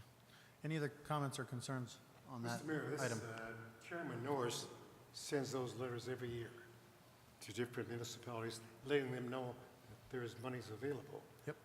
But if that were to happen, that would also put a burden on Mary. And I've said this before some years ago in terms of if she's to be the fiduciary, using her time, unless we were to charge some kind of admin for her to do that, because that's time that she has to be paid in some way. Now that's number one. Number two, getting back to this whole issue of nonprofits. Mark Killian, who is the president of the Board of Regents, stated very succinctly when that board raised the tuitions for our 3 universities that it seems as the legislature continually cuts funding for education. And if they do that, they'll continue to raise tuition rates, which means they always cut municipalities. Every year we get hit. If that continues, we ought to really be realistic and say that this is not going to be a reality in the future. These nonprofits, we were very generous in the past. We were the only municipality in the valley that took that upon us to do that. But, I mean, the legislature is not at all supporting municipalities. They seem to be on a track to make it very comfortable for big business and nothing about the social programs that are barely needed. And we ought to recognize that in terms of what it really is. Thank you, Vice Mayor. Other comments, concerns, questions? What is your direction, Council? Just a comment. Historically, for those funds, we can't charge any type of administrative fee if we act as the fiscal agent. Previous councils, with regards to these requests, have come to the conclusion that they wanted the entity to be a Maricopa entity because historically we have had requests from entities outside the city of Maricopa. In past councils have said they'd only act as the fiscal agents for specific entities that are in Maricopa and benefit Maricopa residents. Thank you for that clarification. Yes, Councilmember Wade. Mr. Mayor, just in looking at the letter again and going through it, my understanding of the letter is that it's offering this opportunity to the cities. It's not requesting that the individual nonprofits request. It does allow for the nonprofits to work together with the municipalities, but the funds would be submitted to the city. I think that's the reason for having a fiscal agent, the city having a fiscal agent to monitor those funds.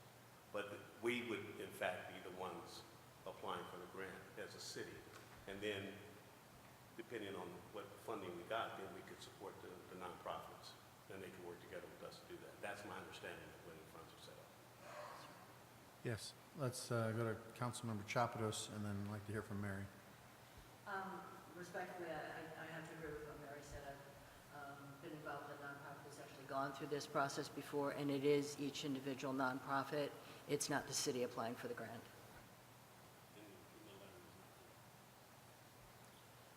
Well, is that semantics? I mean, because, I mean, what you just explained to us, Mary, was that we basically give a resolution. So we give our support as the city, like we're on board. We concur with what this nonprofit is doing. Yeah, But, I'm sorry. Go ahead. I was telling Councilmember Wade that the way I interpret it is that cities could ask for the grants, or they could partner with nonprofits.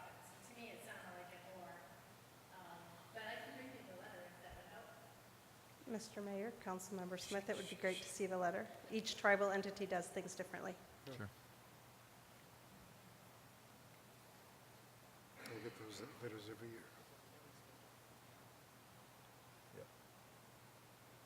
What he wants is to support the tribe getting that casino out there, Glendale. Until McCain knows to back off. Mr. Mayor, members of the council, hopefully there's an addition to this initial letter. Usually attached to the letter is an application process that'll go further.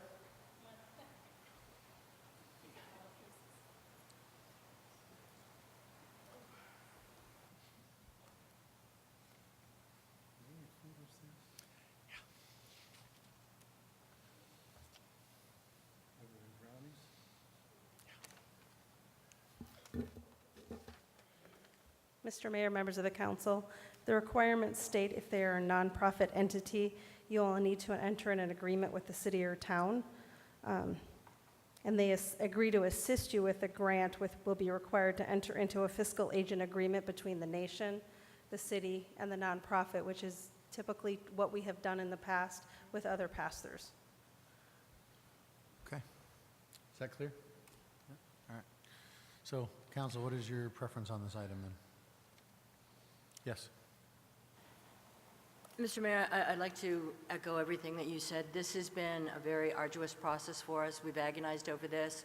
I do want to thank the members of the Nonprofit Evaluation Committee for their diligence and hard work, but I'm going to move to approve suspending the nonprofit funding program until mid-year fiscal year 15-16 to take another look at it and see where we are. Okay. Before we accept that motion, Councilor Manfredi, did you have a question? Yeah.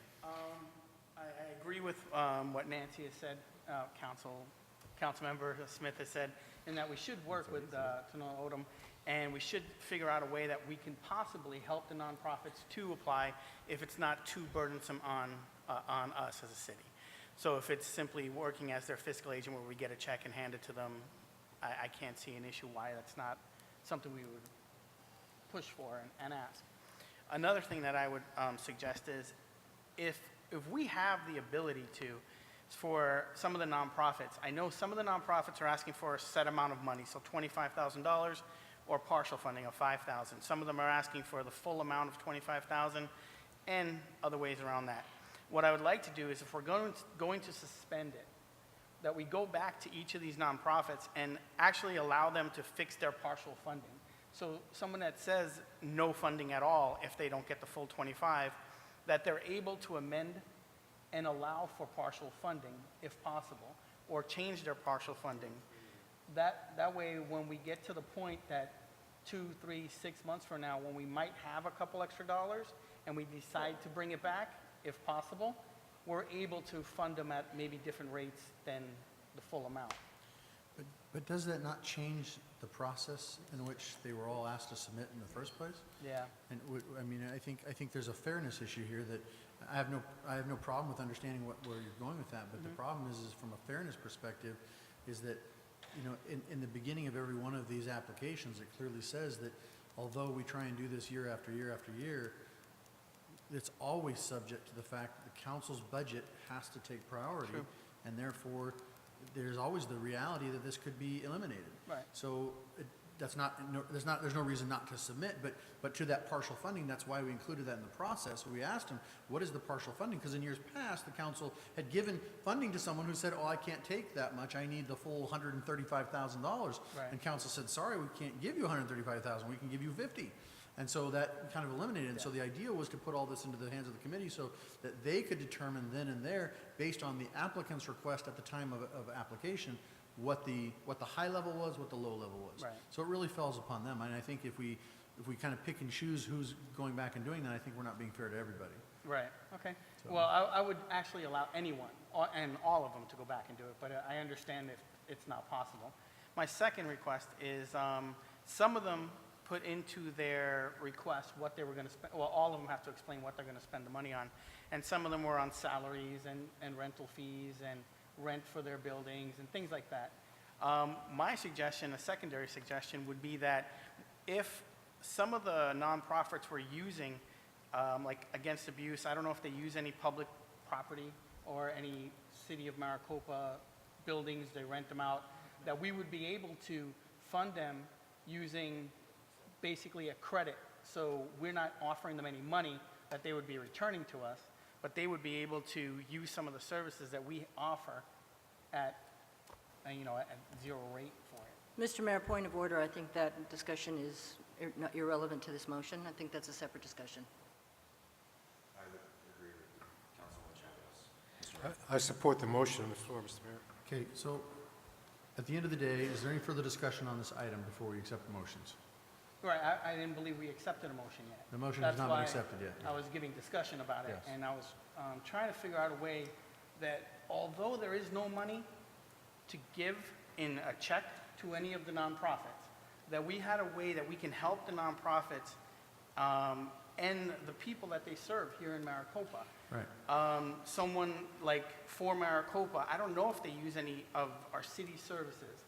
So if they're paying us back money for whatever, rental of a building or anything like that, but if we're able to help them, and it's not any extra money out of our pocket, but using an empty building that we might have had or a meeting room, that is something we can do that doesn't cost us any additional money. I understand where you're going with that. I think to the Councilwoman Chapado's point of order at this time, I think that that's something that has to go back to the nonprofit committee to be discussed. I don't have a problem with it, but I think that's the place for discussion, because ultimately we're going down a slippery slope as it relates to PRL and other committees that we've just set in motion a rental fee usage for that same purpose. And so again, if we're going back and saying this one is excluded and this one is not, we have a fairness issue. So although I'm all for partnering and finding every way we possibly can, I think we have to be very careful that we're going outside of the range of what we're trying to accomplish. So again, if that goes back to the nonprofit funding committee and they're able to work something out that deals with PRL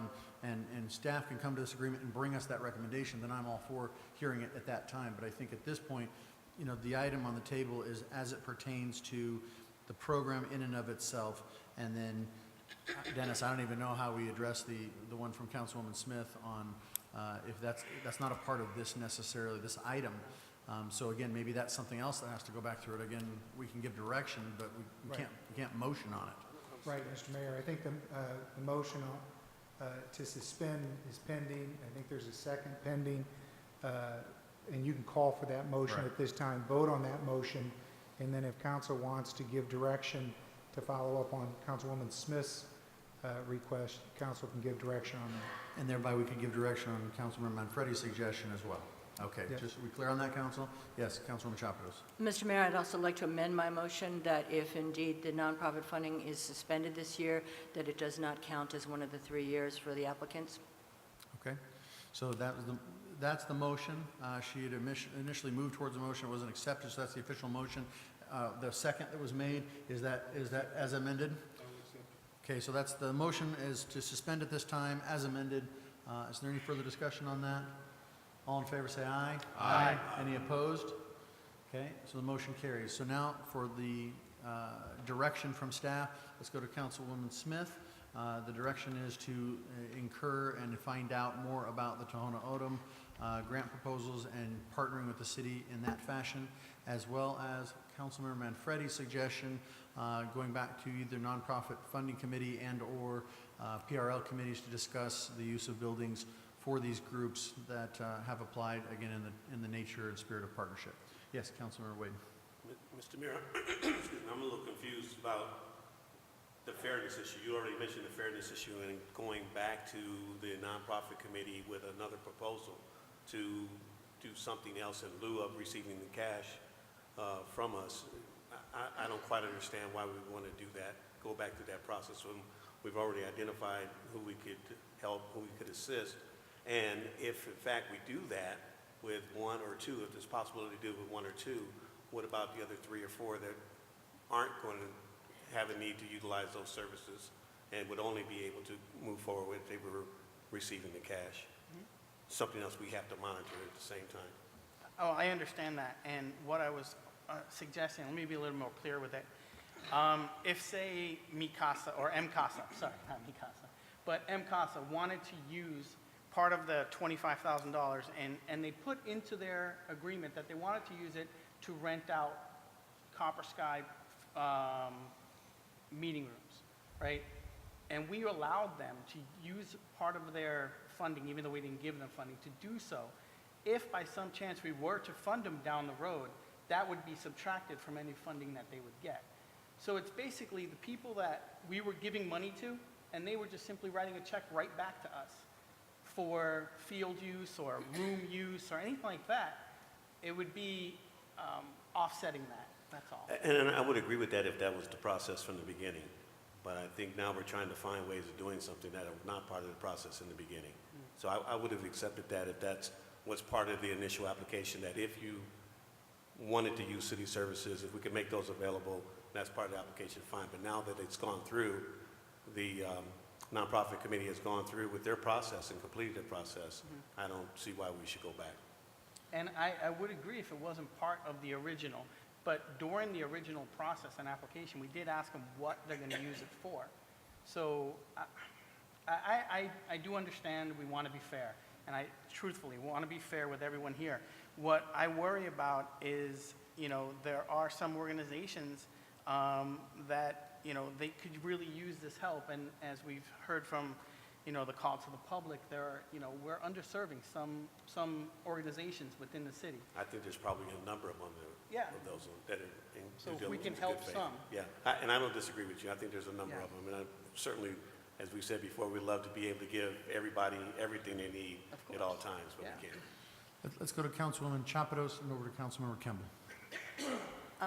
I have to also say that I would not find this equitable. To me, it takes us back to the subjectivity that we strove to get away from. It's not parity, and we just went through an arduous budget process where our revenue is being cut by $2 million. This is yet another step to cut revenue. You may not perceive it as money changing hands, but there's no such thing as a free program. There's somebody somewhere that has to pay for it, either in hard costs, in staff time, in coordination time. The other thing is that I don't think it's contingent upon council to go back and revise an application that these nonprofits have taken the time to submit and our committee has vetted thoroughly. That's not our job. And if we're going to do something mid-year, a lot of these circumstances could change because of how these budgets have been prepared. I cannot support giving discounts. I mean, if that was the case, each of these nonprofits could have gone to the respective committees and asked for fee waivers. You know, but now they are trying to cover costs. That's a hard cost to somebody, and I think the city is one of those people.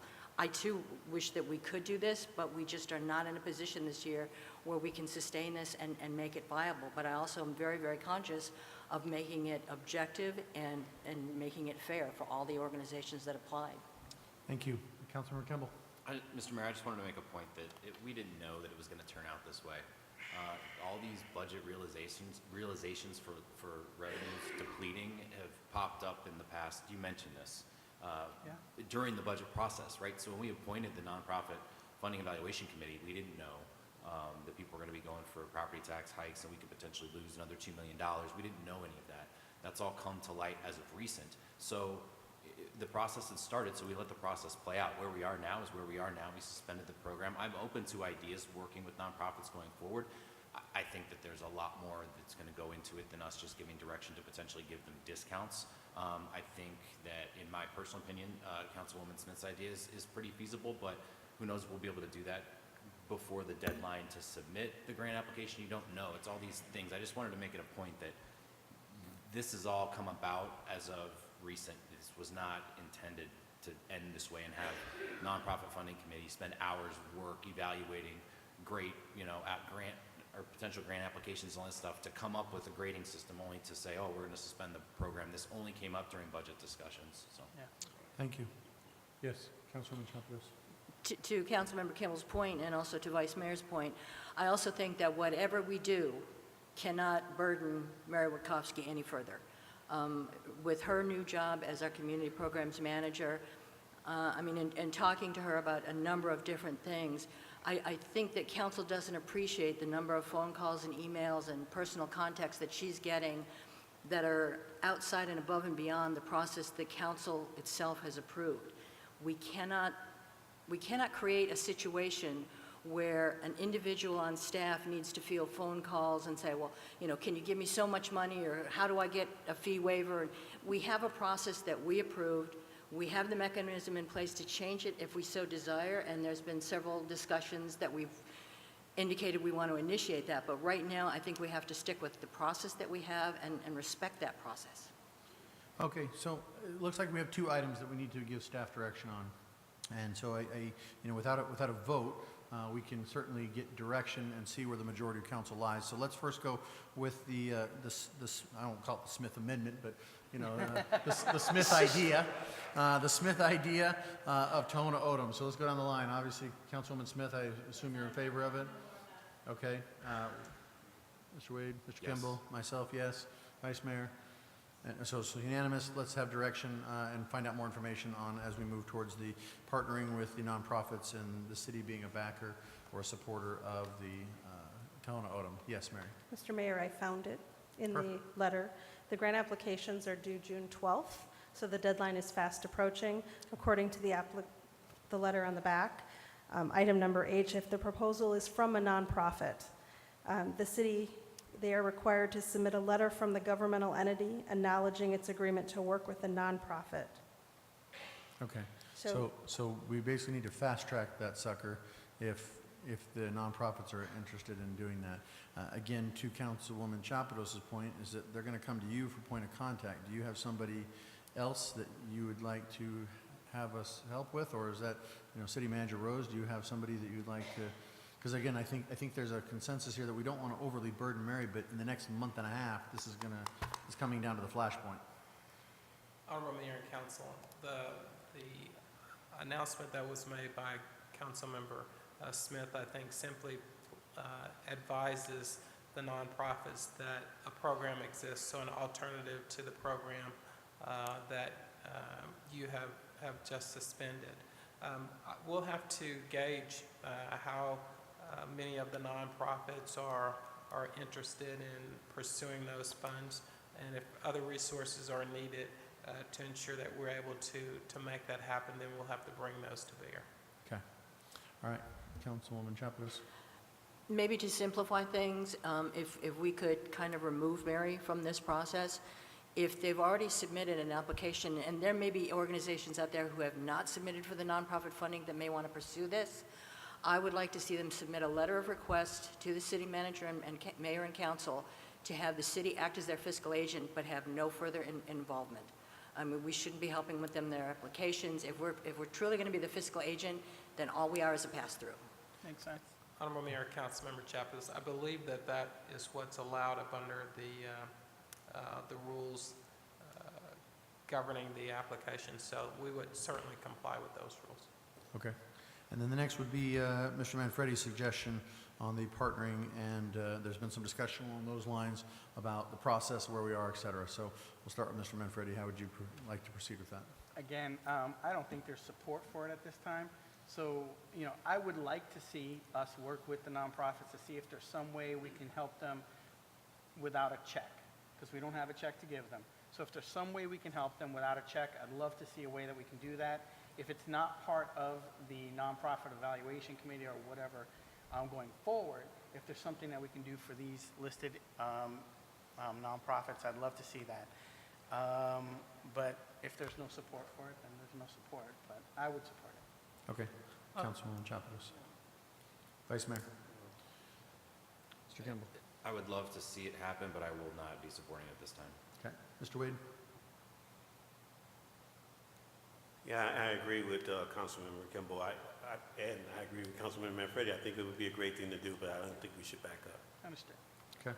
And I do worry about the unfairness of those applicants that don't have any facility usage, so I would not support it either. I too would like to see that addressed, but I think at this point we probably need to address it in next year's, which is unfortunate to those this year. And I fully understand it. And what I would like to say is, if next year we could put in there that if this is suspended, something along the lines of what else could we do?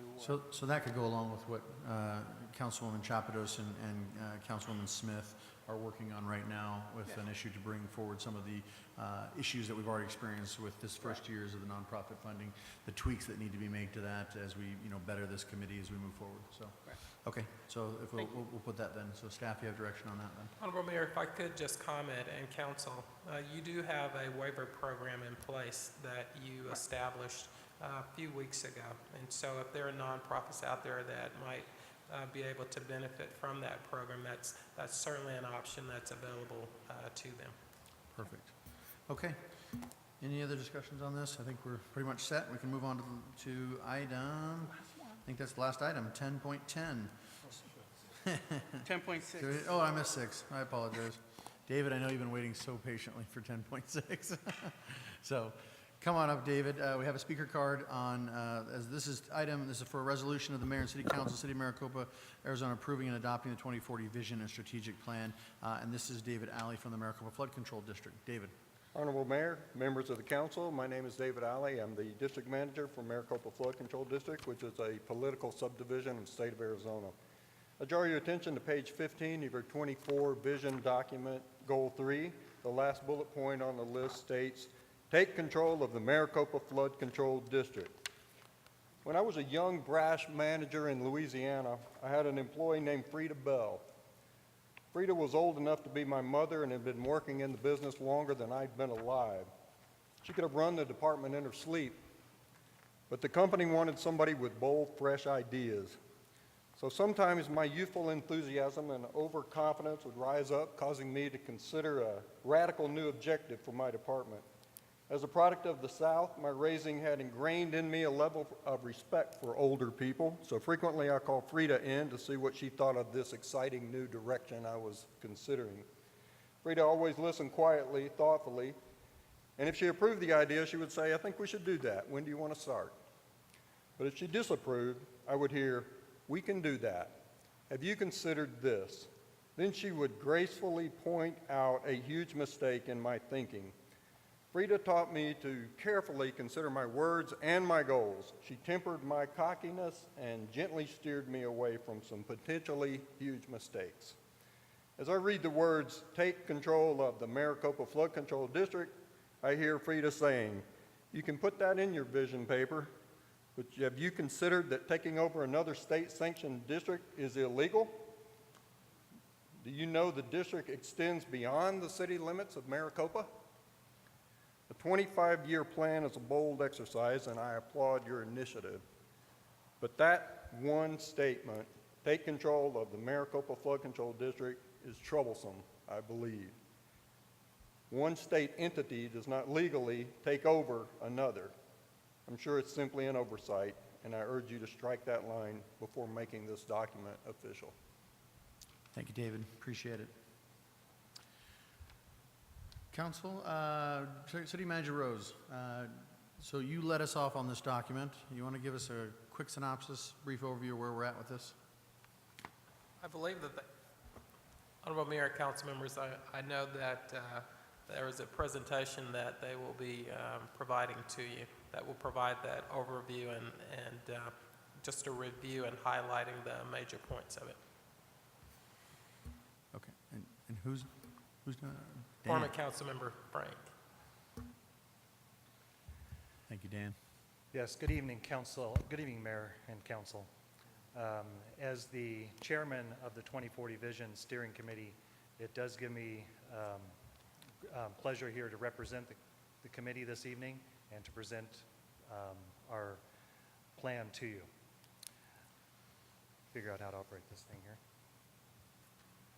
So as you know, this plan kicked off in fall of 2014. The council authorized the city manager to proceed with the plan. Almost immediately, we sent out hundreds of letters to the schools, teachers, HOAs, churches, looking for input on this plan. We held 8 community forums across the city, different locations, to seek input from the community. The council appointed 16 steering committee members. And within that, we developed issue project teams that took the identified issues, the issues that were identified at the community forums, and we developed core vision elements, vision goals, and rationales for each one of the identified issues. The issue project teams developed their reports, and then that was carried on to a drafting subcommittee. And then what you have seen up to this point is the result of that, and we're here tonight seeking basically approval of that document. Here you have the vision elements that were identified at that time. We have well-planned quality growth and development, economic development, community resources and quality life amenities, safe and livable community, community pride, spirit, and relationships, fiscal policies, and management. So those were the items that came out of all of the community forums and the ones that were carried through to the issue project teams. So we've also taken a look at, nobody wants to go through this planning process. We've spent nearly 8 months on it now in total, just to have it set on a shelf or not be kept current. So what we're recommending is that the plan be reviewed biannually. We also want to evaluate the progress that's being made on the plan. And then we're also open to have recommended changes and plan updates as needs dictate. So before I open it up to questions, I'd like to go ahead and thank the hundreds of community members that have participated in this. There were over 150 people participate in the community forums. There were 20 IPT members, 16 steering committee members, staff from virtually every department, and then also countless hours by our consultant Carl New and the interim assistant to the city manager, Ainsley Legner. So they've all done an outstanding job preparing this plan for your consideration. So with that, I'd like to open up to questions. Thank you, Dan. We appreciate it. Council, as you know, we had a special work session last time. It was a few hours long regarding this, and we went over a whole bunch of things and things that we saw that we needed to tweak and take out and add and amend. So I guess I'd open it up to you for discussion or questions that you might have of Dan, or any concerns you want to address at this time. Yes, Councilwoman Smith. So I'm going to give it one more try. I feel like the absence of an airport or an airport partnership is something that is missing from a 2040 vision. This is a where do we want to be in 2040, and as we all know, there are cities that benefit from airport capabilities, airport partnerships, and I know in talking with the chairman of the steering committee, approximately, I think you said 27, 29 people from the 150 spoke about the desire to consider an airport in their vision. That's 20%. I know that we had a number of people talk about cemeteries. I would venture to guess those that talked about cemeteries was about 20% or in that ballpark. So cemeteries made it in, but airports didn't, and I find that to be a missing element of a vision for a city that wants to think big. So I'm proposing that we consider adding some element of an airport, whether it be through a partnership or whether it be through some consideration of a city-supported airport. Okay. So we'll just leave that on the table. As we further discussion, we'll come back to it. I've written it down. Other questions or concerns, thoughts this time? Yes, Councilmember Kimball. I had a question for Dennis when he gets back to his mic. Well, you can probably hear me now. Dennis, so Mr. Alley had mentioned that it's illegal to take over another entity. Could you speak to that from a legal standpoint? I can't speak to what Mr. Alley was referring to, I can tell you that the statutes that created the flood protection district also create a way to dissolve the flood protection district. Also, currently, Pinal County acts as a floodplain manager for the city of Maricopa, and that statute also provides for a way for the city under 483610 for the city to assume the county's flood district powers and duties for floodplain management. Thank you. Any other concerns on the document? So I guess if not, then the discussion before us is regarding an airport. And airport partnerships or those types of verbiage or language in this document somewhere throughout. Do you have some suggested places to where you'd like to see that, Councilman Smith? Mr. Mayor, Yeah, go right ahead. if I may. Yeah, by all means. Mr. Mayor, Councilmember Smith. Yes, there were 27, 29 people, something like that, that initially identified the airport as a critical issue. However, when we reconvened and were given direction by Mr. New to boil down the issues to the top 6 or 7 key issues that were of most concern, the airport issue was not one of those that was carried forward. Mr. New and Ms. Legner compiled all of those results, and they have those documented for reference. They're not presented here in the report, but those were the results. They just simply weren't carried forward for further consideration by the IPTs. Yeah, and I think the thing that concerns me about that is that it was compiled by the facilitator and not compiled by the steering committee or the IPT groups. And when you say it was narrowed down to 6 vision elements are the big aspects. And in this particular case, the vision element is it transportation? The vision element is transportation. And so I don't know how you eliminate airport from a big vision element of transportation. And so I'm just not getting there, and it's okay, as I spoke with you on the phone, it's okay if we're not on the same page. I just wanted to bring it before City Council because I think it's important. I think it's a big vision element for a city the size of Maricopa to start considering or to understand how it plays a role. Yes, Mr. Wade and then Mr. Kimball. When I was on Planning and Zoning Commission, we had discussed the development of an airport here in Maricopa. That was back in 2008 or 9, I believe it was. That was in 2008 or 9. My understanding of what the 2040 vision was all about was where did we see ourselves in 2040 as opposed to where we are right now or where we were in 2008, 2009.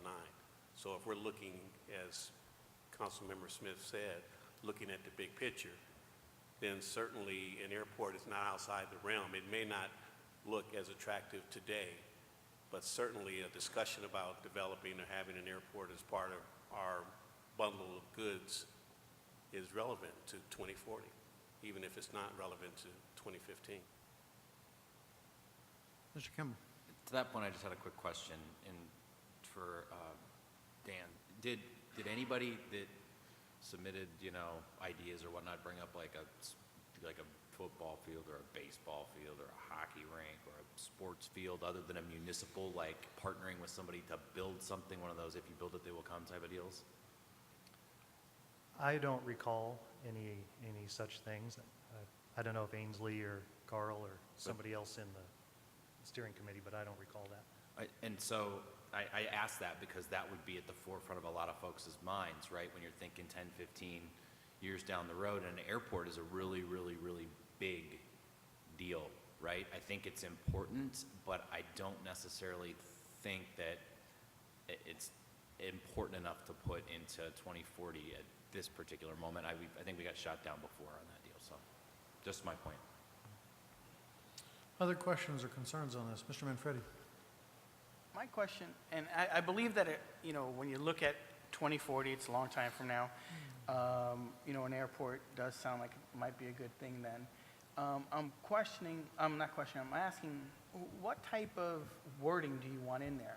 Do you want more specific wording about an airport, or just a line that says, work with regional partners to possibly have an airport?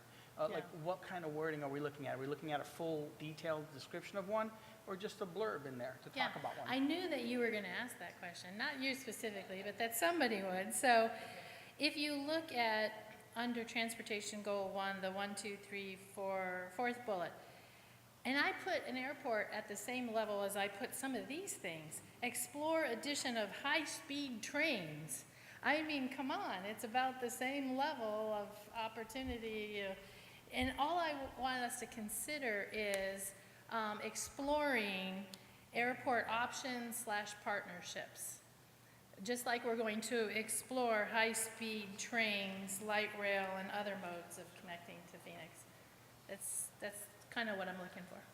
If we're looking at a blurb in there to explore an airport, then I don't see a reason why we can't put that in there, that to explore it, is to look at it. And if we're talking about 2040, to look at an airport is feasible. You know, what are we talking, 25 years from now? 25 years ago, the airport in Mesa, you know, was... Exactly.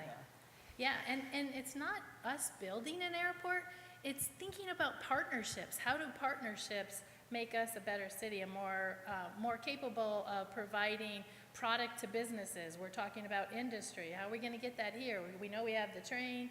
Will airports be an avenue for getting product here? It's thinking about partnerships. So it's, to me, thinking about the big vision. That's, again, I'm fine if we end up not going in that direction, but to me, it's a missing piece. So I would ask you then, based on that comment, if you were, and again, I don't have it in front of me exactly where you were looking at, but if you were exploring, so if you were to say something in the realm of exploring, you know, various modes of transportation, it's true we do list high-speed trains, light rails, other modes for connecting to the Phoenix metro area. Is it enough or not enough to leave that other modes for connecting to Phoenix metro area, or is airport crucial to the fact of, just like we list high-speed trains or light rail? I'm just asking. I don't think airports to Phoenix makes sense. So in that line, adding it, and saying that it's other modes of connecting to Phoenix metro area, it doesn't fit there. Okay, I guess that's not exactly, you know, Oh, it doesn't I'm have to sorry, be, I it doesn't thought have to be that was- exactly there, but my point is other modes of transportation. Because at the end of the day, Maricopa, if it's a growing together of the Phoenix megapolis along with the Tucson megapolis that grows together, then we would absolutely be a reliever to Phoenix in many fashions, much the same way Mesa Gateway is and other smaller regional airports. Right. So let me turn that on you. What is the opposition to listing an airport? I guess I don't understand that. What is the opposition? It's a simple addition and it's visionary. I can answer that question why I voted against it in 2008. We didn't have the money. Right. You know, Sure. that was the issue. Sure. We didn't have the resources, financial resources to support an airport, and I use the city of Glendale as an example because I watched the city of Glendale take its little airport where it was and move it and grow into a large airport, and they still weren't in the black. They weren't making any money. So that was my concern about developing an airport.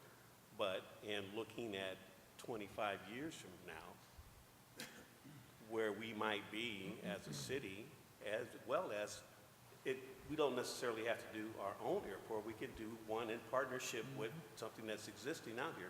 So it should be something we should be having, just like we're talking about the transportation infrastructure going north on the 347 and considering actions that have to be done where we won't where we won't be affected for 13 years.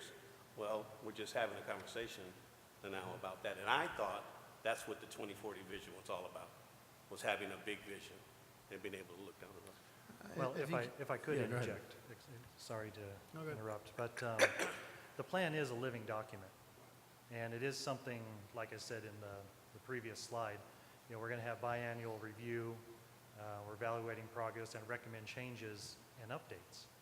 So as the wishes, desires of council and the citizenry change, we can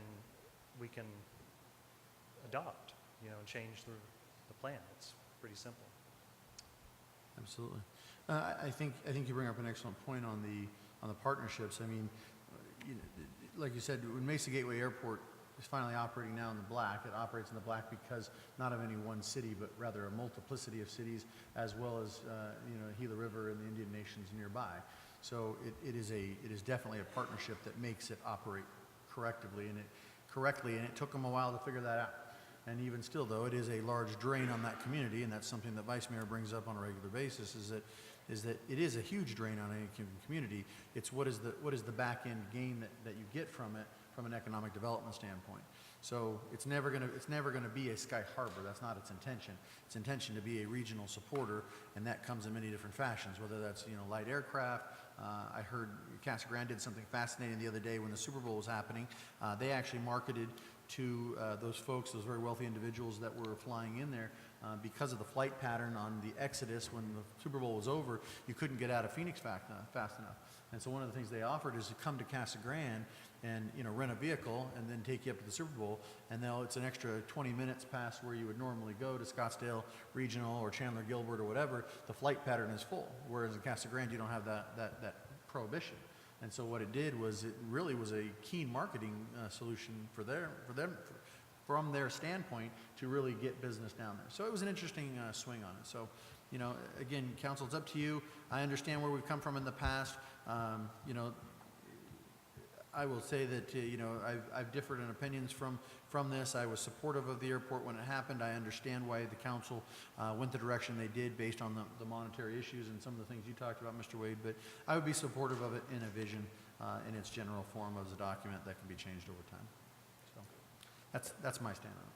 So Mr. Mayor, I'm ready to make a motion when you're ready. Let's go to Councilmember Manfredi first. He has a... I would agree. I would be in support of putting a blurb in there about working with regional partners to establish an airport, something like that.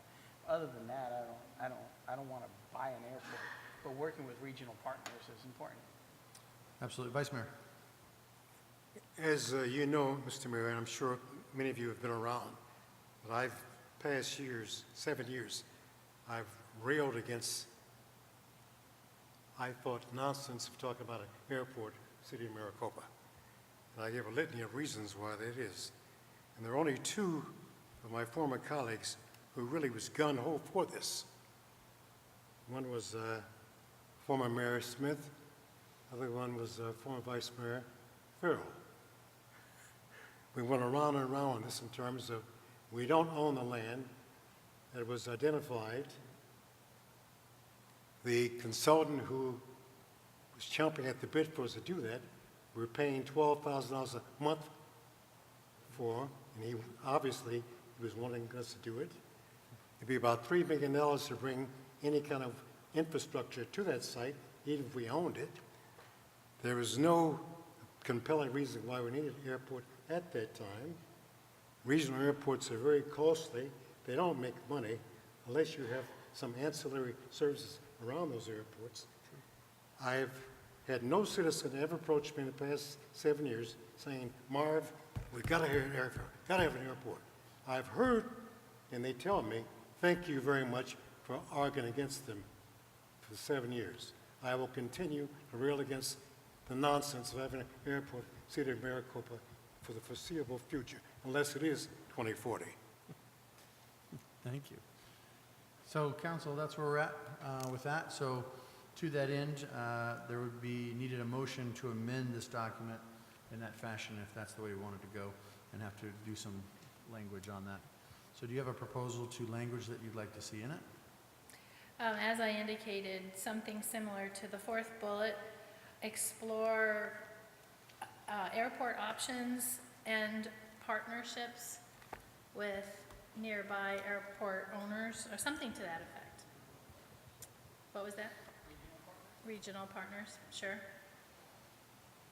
So exploring options. I mean, most people who know me know I'm fiscally conservative, so I'm not going to be doing something that costs the city gobs of money and doesn't bring in revenue.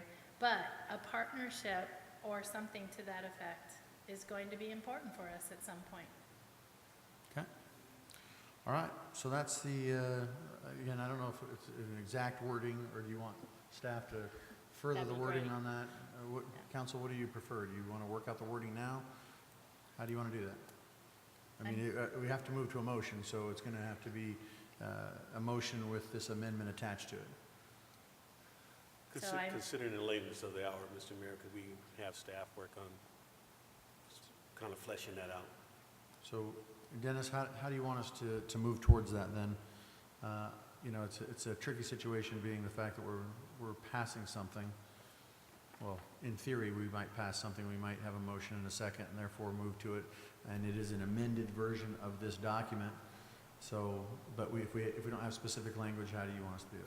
Well, Mr. Mayor, I think if I heard Councilwoman Smith, she's looking for some type of language that might say, or add in the transportation option, that keep open or explore airport partnerships, or explore airport options, or something to that effect. You could say, similar to the fourth bullet, explore addition of airport options and/or partnerships with regional airports. Okay, and then I know explore the viability of a regional airport. That, Viability. or partnership. I said think the word viability. partnership needs to be in there, but that's fine. You thought I said liability, I said viability. I was looking at the vice mayor, that's why I said liability. I think if everyone's comfortable with explore the viability of a regional airport. Is that partnership, or just, I think And we I leave. would say regional airport and/or partnership. There's- Okay. Dan, you did a great job, your committee. Carl, Ainsley, thank you very much. Well said. Okay, then can I have a motion to approve this item 10.6, and assumingly as amended? Second. Have a motion and a second. Is there any further discussion on this item? All in favor, say aye. Aye. Any opposed? Motion carries. All right, now on to 10.10. So let me be very brief with this. Thank you, Dan. Thank you, committee. Thank you very much, Carl and Ainsley. Great job. What the Vice Mayor said can't be stated enough. That's a lot of work, so thank you very much. 10.10 briefly was put on the agenda at my request based on some moving parts. As we talked about earlier today with CAC's potential increase in the taxation, that it negatively affects us. There is an up-and-coming meeting to that end. We would encourage our citizens to attend and talk at in their respective motives. But as it becomes from a city council perspective, I don't believe that we will have 3 of us at ICSC. The other 4 of us will be here unless somebody is not present. We will be calling in. So assumingly there will be a quorum, the Vice Mayor will be leading that. And so we were talking about possibly moving that to another day. But as I understand it, there are some other issues at hand. City Manager Rose, would you speak to those other issues, something to do with The public most hearings? critical issues that we've set public hearings for, the 19th. And so if we cancel that and move it, then we have to remail all those based on the law, and that's additional That is correct. expenses, which doesn't seem, sensible at this time, considering the discussions we've had tonight. So I would propose that basically we just table this or deny it all outright, that we just don't move the meeting. We keep it on the 19th, and the 3 of us that are at ICSC will just call in and go from there. Any concerns or questions on that? I'll just make a motion, Mr. Mayor, to disapprove 10.10, Disapprove. or whatever that was. Okay, so the motion is to not approve 10.10 based on those reasons. Is there a second? So we have a second on that. Is there any further discussion? Seeing none, all in favor say aye. Aye. Motion carries. Thank you very much to the audience for sticking with us on this long night. And can I have a motion to move to E-session, please, council? So moved. Motion and second, and all in favor say aye. Aye. Any opposed? Motion carries. Thank you. We'll stand adjourned for 2 weeks. Some people say only 2 can be on the phone at one time. We don't have anything